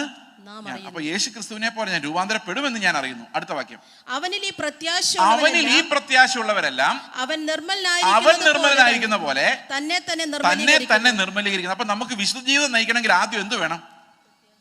ഈ പ്രത്യാശ വേണം. ഞാൻ ക്രിസ്തുവിനെ പോലെ ആകും. അതിനൊരു ഉദാഹരണം കൂടെ പറയാം. നങ്കൂരം നിങ്ങൾ മറന്നുപോയല്ലേ? ഈ നങ്കൂരം പോലുള്ളൊരു സാധനം പർവ്വതാരോഹകർ ഉപയോഗിക്കാറുണ്ട്. കണ്ടിട്ടുണ്ടോ? അത് പർവ്വതാരോഹകർ മുകളിലോട്ട് എറിഞ്ഞു പിടിപ്പിക്കുന്ന ഒരു കൊളുത്ത് ഇല്ലേ? അപ്പൊ അവരത് മുകളിലോട്ട് എറിയും. അപ്പൊ ഏതെങ്കിലും ഒരു കല്ലിനിടയിൽ അത് ഉടക്കും. നല്ല ബലം ഉണ്ടെങ്കിൽ അതേ തൂങ്ങി കയറും. ശരിയല്ലേ? ഓക്കെ. അപ്പൊ നിങ്ങൾ ഒരു നിമിഷം ആലോചിച്ച് നോക്കിയേ, ഈ നങ്കൂരം എറിഞ്ഞിട്ട് അതെങ്ങും ഉടക്കുന്നില്ല എന്ന് വിചാരിച്ചു. ഓക്കെ, നമ്മൾ ഇവിടുന്ന് ചാടുക എന്നുള്ളതല്ലാതെ മുകളിലോട്ട് കയറാൻ പറ്റുമോ? ഈ നങ്കൂരത്തിന് ഉറപ്പില്ലെങ്കിൽ നമ്മൾ ഇവിടെ കിടന്ന് ചാടുകയുള്ളൂ. ഒരിക്കലും മുകളിലോട്ട് പോകാൻ പറ്റില്ല.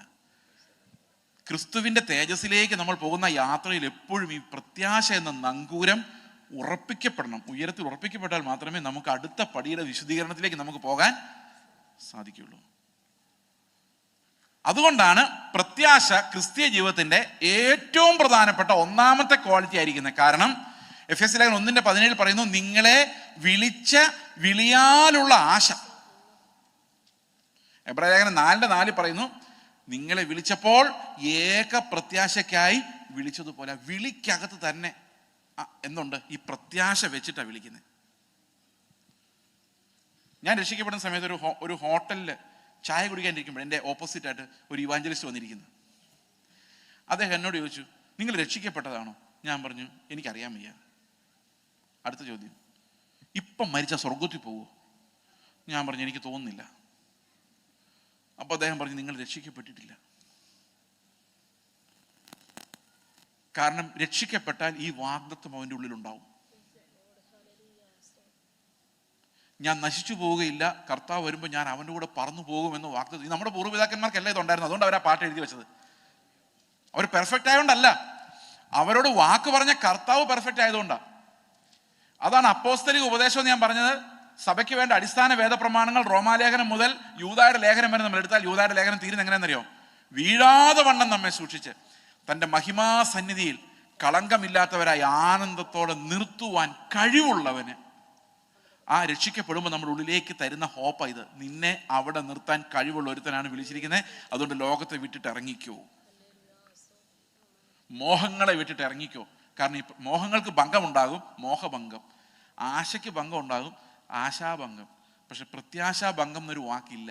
കാരണം മലയാളത്തിൽ പ്രത്യാശ എന്ന് പറഞ്ഞാൽ പ്രതി ആശ എന്നാണ്. അതായത് ആശക്കെതിരായ ആശ. അതിന് ഓപ്പോസിറ്റ് വാക്കില്ല. കാരണം അത് മനുഷ്യരിൽ ബേസ്ഡ് അല്ല, അത് ദൈവത്തിൻ്റെ വാഗ്ദത്തങ്ങളിൽ ഉറപ്പിക്കപ്പെട്ടതാണ്. എത്ര പേർക്ക് ധൈര്യമുണ്ട് ഈ ലോകത്ത് എന്ത് സംഭവിച്ചാലും കുഴപ്പമില്ലെന്ന്? ഉണ്ടോ? അത് ദൈവം തരുന്നതാണ് ഉറപ്പ്. ഈ ഉറപ്പാണ് നമ്മളെ ദൈവത്തിൻ്റെ മക്കളാക്കി മാറ്റുന്നത്. മകനായി ഇരുന്ന ശേഷം ഞാൻ മകനാണോ എന്ന് ഉറപ്പില്ലാത്ത അവസ്ഥ എന്തൊരു കഷ്ടമാണ്. അതുകൊണ്ട് പ്രിയ സഹോദരങ്ങളെ, ദൈവത്തിൻ്റെ വാഗ്ദത്തങ്ങൾ നമ്മെ പിന്നെയും പിന്നെയും ഓർമ്മിപ്പിക്കുന്നു. അവൻ നമുക്കായി മരിച്ചു ഉയർത്തെഴുന്നേറ്റപ്പെട്ടു എന്നുള്ളതിനാൽ നമ്മുടെ വാഗ്ദത്തം സ്ഥിരമായിരിക്കുന്നു. ആ മഹാപൗരോഹിത്യത്തിന്മേൽ ഈ ആണ നമുക്ക് നൽകപ്പെട്ടിരിക്കുന്നു. ഒരു മിനിറ്റ് ബാക്കിയുണ്ട്. ഉണ്ട്, ശരിക്കും ഉണ്ട്. നിങ്ങൾ നോക്കണ്ട ക്ലോക്കിലേക്ക്. ഉണ്ട്. ഈ ആണ ഇടാൻ കാരണം എന്നറിയോ? കർത്താവ് തന്നെ നമ്മളുടെ ആണ ഇടലെന്ന് പറഞ്ഞതാ. നിങ്ങളുടെ വാക്ക് ഊവെന്നും. അപ്പം ഞാനൊരു വാക്ക് പറഞ്ഞാൽ, ഇപ്പം ഞാൻ പറയാണ്, സഹോദരങ്ങളെ നിങ്ങൾക്ക് അറിയാമോ, ഇപ്പം ഹാളിന് വെളിയിൽ നല്ല മഴ പെയ്യുകയാണ്. വിശ്വസിച്ചോ? ഇല്ല.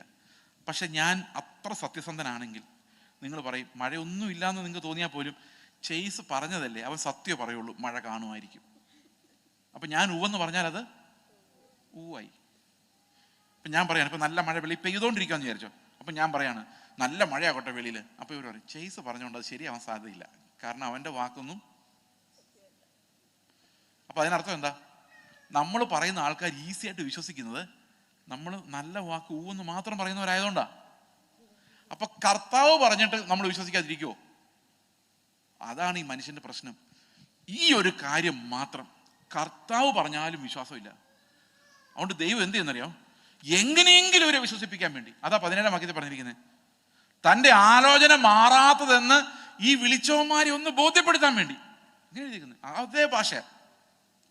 തൻ്റെ വാഗ്ദത്തത്തിൻ്റെ അവകാശികളോട് പറയാണ്, മക്കളെ, എൻ്റെ ആലോചന മാറാത്തതെന്ന് കാണിക്കാൻ വേണ്ടി ഞാൻ ആണയിട്ട് പറയുന്നു, ഈ നങ്കൂരം നിങ്ങളെ സ്വർഗത്തിൽ സ്ഥിരമായി ഇരുത്തിയിരിക്കുന്നു. എന്നാലും വിശ്വാസമില്ല. അതാണ് അവസ്ഥ. അതുകൊണ്ട് ദൈവം തന്നെ ആണയിട്ട്. എന്തുകൊണ്ടാണ്? മനുഷ്യന് വിശ്വസിക്കാൻ പറ്റാത്ത ഒരു രക്ഷയുടെ കാര്യം. മനുഷ്യന് അവൻ്റെ ശക്തിയിലെ വിശ്വാസമുള്ളൂ, ദൈവത്തിൻ്റെ രക്ഷിക്കാനുള്ള ശക്തിയിൽ ശരിക്കും വിശ്വാസമില്ല. അതുകൊണ്ട് അവൻ എപ്പോഴും അവൻ്റെ ശക്തിയിലേക്ക് നോക്കുന്നത്. അങ്ങനെ നോക്കാതെ ദൈവത്തിന്റെ ശക്തിയിലേക്ക് നോക്കാൻ വേണ്ടി ദൈവം ആണയിടുവാണ്. ഒന്ന് വിശ്വസിക്ക്, ഇതാ ഞാൻ ആണയിട്ട് പറയുന്നു, നിങ്ങൾ വഴി ഇല്ലാതായി പോവുകയില്ല. വാക്ക് പറഞ്ഞ ഞാൻ നിങ്ങളെ ഇവിടെ എത്തിച്ചോളാം. എന്നാലും എനിക്കറിയാൻ മേല, പോകുമായിരിക്കും. പ്രിയ സഹോദരങ്ങളെ, ഈ വിശ്വാസത്തിന്റെ ധൈര്യം നിങ്ങൾക്ക് എല്ലാവർക്കും ലഭിക്കുമാറാകട്ടെ എന്ന് പ്രാർത്ഥിക്കാം. നമുക്കൊരു നിമിഷം പ്രാർത്ഥിക്കാം.